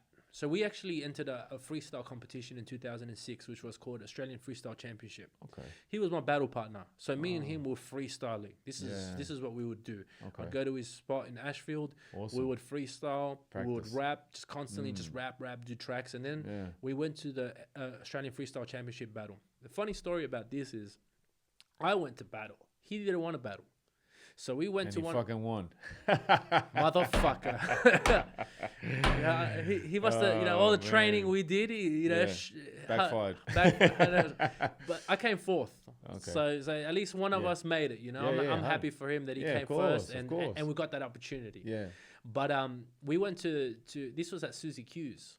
Okay. In the city. Yeah. And these freestyle battles started, and we went to watch, and then they go, all right. Rappers dropped out, you know what I mean? Rappers dropped out, so we need someone to come and step on stage and do the battle. And I'm like, fucking Assassino, get on there, bro. You will fucking murk him, because he was dope. Yeah. Regardless, I'll give him love, I'll give him props. Anyone that's killer at some shit. That's him, man. Fuck. Give the props. Yeah, 100%. Yeah. Regardless of what it is, you're good at dancing, dance your life off. You know what I mean? Dance your heart away, bro. So anyway, I said, Assassino, fucking jump on and get it. And he's like, oh, all right, let's try it. He got on and he won that set. And there was 4 sets, so you have to win these 4, and then the 4 battlers that got into the finals would final the 5th battle. So the 5th battle would be a 16 artist battle. You know?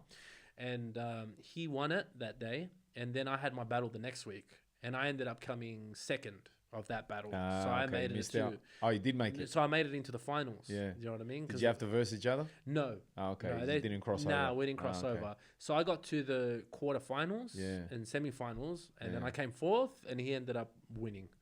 and he got $1,000 paycheck, and he got signed. Okay. But also the producer and manager, seeing us perform and doing our thing as well, because we got open mic. Excuse me. He signed me as well. Oh, okay. So they hit me up and they go, look, we want you in Assassino. Yeah. We want you to be under the label, you know, and we're gonna start, you know, we'll get you shit produced. We're gonna get you sent out, and I met a couple of dudes at those battles back then. Now that are doing stuff now, you know what I mean. But people wouldn't know that. You know, people wouldn't know that I've been in the scene this long, so this was 2006. He ended up winning the battle. He got $1,000 in a record label, and I got signed to the record label. Shouts to Assassino, the man Mundine, Jay West, and Rodney O. And the guy over there with the drum, I think that's Torture, which is Hijack and Torture, which which is an Aussie. Like, they had a good go for a while. They man. had a big they following, had a good go, man. Yeah, I remember them boys. So I was locked up, but I remember hearing things on the radio and shit. That was them. So that's Torture there. Cool, man. So much love to Torture as well. Oh shit! Throwing up the West. Always. I'm year 6 here, bro. Wow, 12, already 11 years old. That's nuts. Yeah, so that was me with my you know, Adidas. I still got the Adidas on. You know what I mean? We got the Reeboks here. Reeboks. I don't know what it was, but baggy jeans, the jackets, the watch, the hat, Chile repping. You know what I mean? I was a kid, but I hung around a lot of people that were much older. Yeah. So I couldn't be a kid. Yeah, I get you. Yeah, because if I became... Pushes you up. It pushes me, you know, like, te rompe pelota. You know, I used to hang with some Uruguayans in a party crew, you know, so a couple of boys back in the day. You might know, but I'm not dropping names. But as well, you know, I was a kid, so they were older than me. So I couldn't be talking about, you know, kids things. Shit. Nah, you know, everyone's already smoking cones and drinking and partying and piss ups and shit. So at this time right now, this is where I start dabbling into the real world, you know, and I start being a kid and I start being like a teenager. What else we got there, Paulie? Fuck. Oh, there's Pixelated Me. Yeah. Young. This is when I just started getting into the streets when I was about 16. Yeah. But I had my gridiron jerseys, the baseball FUBU hat, of course, the khakis on, Dickies, you know. I was always sporting that stuff. So that's always been me. There's me and Ash from Pahadan, Syrian, as he's throwing up the Kings. Okay. So what? Yeah. بسلوة. بس قاري بيوم قرا قحوة شيخطانتا بس شكله مخيله لا. That's all like hit him, don't hit him, not leave him. Yeah. Wow. So people, if you hear that shit, run. Run. But all the boys, the Assyrian boys that I grew up with in Pahadan, you know what I mean? I have a lot of love for them. There we go back. There's me, my technique in football. Flawless. Look, realistically, I'm wearing a Católica jersey there, yeah? Okay. Explain that, please. Okay, my uncle was he was hincha de Católica. He was a fan of this team called Católica in Chile. Universidad Católica. And Catholic University. That's right, yeah. So he got me the jersey. So me as a kid, I'm like, I'll wear it. But realistically, if I was gonna pick a football team, I'd probably... Look, I like Colo Colo for what it stands for. Yeah. Is in the sense of the culture and the native warrior Indian, but I don't have a football team in Chile. I like football in general. I just like whoever plays good football. Funny. I'm the same, man. I'm Peñarol. I'm a Peñarol diehard. My family, whatever. My granddad played there and all these things. But I'm a football fan. I'm not really. I'm a Uruguay fan. Yeah, that's right. I'll cry for the Uruguayan jersey. Same. In the national league, Uruguay, I'm not really bothered. Yeah. I feel. But that's exactly it. You know, I don't have a team in the sense. I just wore that jersey at the time, but you can tell I had the technique, just the way of the positioning of my foot, not my fist too much, because my hand looks all weird. I look like Philipp Lahm, I think, from Germany. He used to run like that. But other than that, that's me playing with you know, this kind of football. That's We're not playing with some Nike new. No, that's the. This is what we had, and this is at the Creek near Bosley Park High School. So that's where I grew up playing. There you go, man. There's me on the mic. I think Lovo took that picture. That was at the Howlin' Funk studio. This is when I was like deep into just drinking, partying, and doing my music, my rock star life. Without the money and the fame. I feel you. You know, you can see some of those videos, and I got a lot of videos on YouTube, and you'll see, man, my weight as well. Like when I came back from South America, smashing all the completos and empanadas and sopaipillas and everything. Man, I came back, I was weighing like 112 kilos. You know what I mean? And the drink. And not to mention any other sources or substances I was going on that time. But that'll make you lose weight. at the time. Well, you're hinchado como Maradona, you know? Hinchado, yeah. Water retention. Yeah, that's right. Oh, Man. damn, bro. You got What a this handsome motherfucker. fresh cut, you know? All right. Yeah, man. This one I was just trying out my lighting. So This is the LL Cool J fucking, huh? lady loving cool Nacho, you know? Yeah, man. That's what I'm saying, though. Like, I look at this guy and I say, hold on, man. Fuck, we've been cheated all our lives. We've been robbed of this incredibly handsome Mapuche cross Hispanic fucking warrior, you know? Shout out to the grandma. Yeah. No, but for me, look, I never liked beards. Yeah, I never liked to wear them. Yeah. Or have them. Until you went for it. I never knew I had one. Uh-huh. Yeah, and I, like I You even, probably didn't. I patchy, you know. I'm always been patchy Adams, you know. Yeah. And I decided to do it. Fuck it. Fuck it. Nah, you look good, man. You look sharp, my brother. This is part. Thank you, brother. This is part of the. I don't give a fuck. I'm gonna do Yeah, whatever. do what because you're comfortable, man. Yeah, I'm comfortable. Yeah, I do whatever I want now. Yeah, like, that's good, man. I'm That's not great. thinking, oh, what's this guy think? Nah, I have a fuck that beard shit. on. Nah. He's gonna think I'm not even. Nah, you're standing on your own 2 feet, man. That's right, beautiful, brother. bro. And that's what I see. That's Thank what you, I see. brother. Thank you, bro. Got anything else there, Paulie? What else you got, Paulie? When I say that photo, I think the next Bachelor. Oh, thank you. Opa! Epa, whatever channel that Oh, is here on. we go. This is a time in my life that actually made me proud. It's the graphic design. This is when I got my diploma. Oh, okay, awesome. Yeah, this How is, many years was that? 3 years. Uh-huh. 3-year Cool. diploma. Yeah. And actually, my bad, 2 years. But I never had a certificate. I never had nothing to my name. Yeah. Yeah. And I was always doing cash jobs. Yeah. Working, fencing, Uh. flooring, cleaning. I was doing jobs, and this is what changed my life around. And we haven't actually dabbled on it, but I used to work in factories. Yeah. Process yeah. working, and the whole the whole thing about making moves and making money quickly, it gets boring at times, when things don't go your way. So I decided to do some legit work, where I could do something.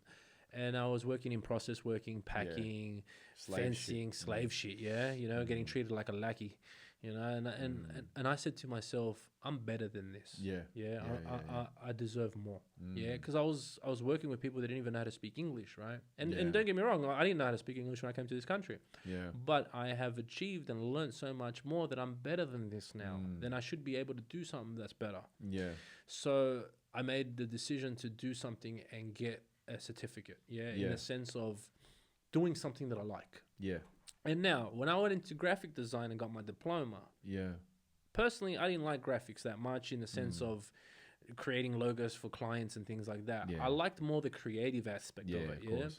So then, but what was good about it was it opened my doors to photography. That's right. And Visual, video, visual, visuals, creative, And you might not know this, but I actually started being a photographer first before I started filming. Okay. So I learned how to do photography first in the sense of learning the ISO, the aperture, the shutter speed, how you use a camera and how to take a proper picture. Okay. And then and learning those fundamentals and then using it to my film career. And then slowly as I mastered photography, I started mastering film. So I done design, photography, film. While in the whole, in the whole of the umbrella was music. Of course. So music hand in hand was the one that actually brought me to the creativity. Yeah.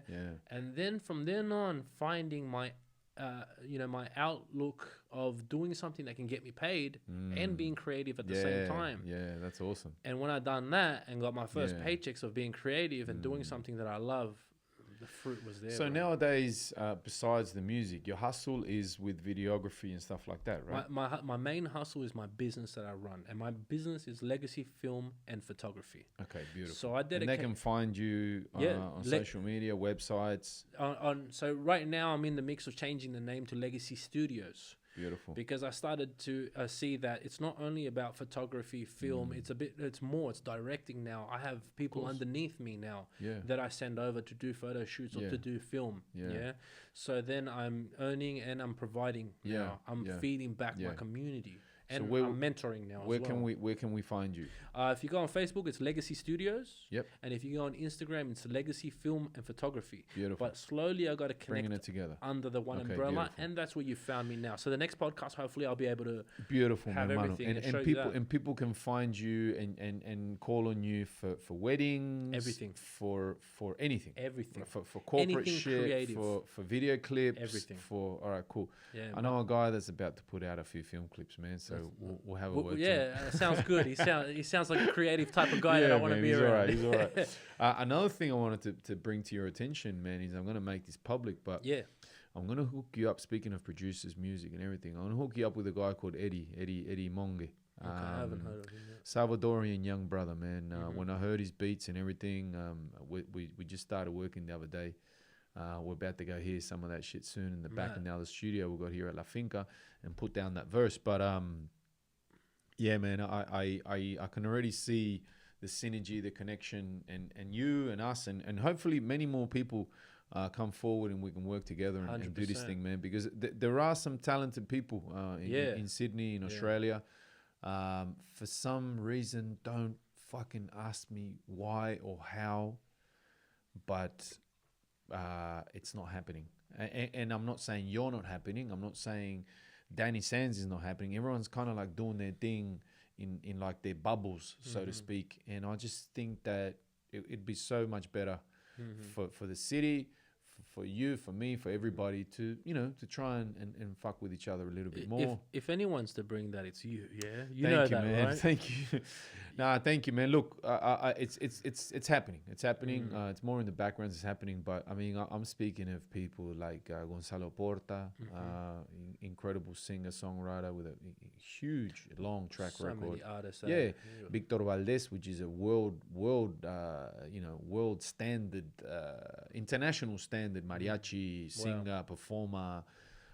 He's actually on. We're recording him next Tuesday. And did you get him at Emmys? Yes. Yeah, he was. But what you saw there was. I know that's just a taste. Just a taste, 100%. But so he's going to be coming in. We're going to discuss mariachi culture. My uncle Francisco, man, he's an OG from way back in the day.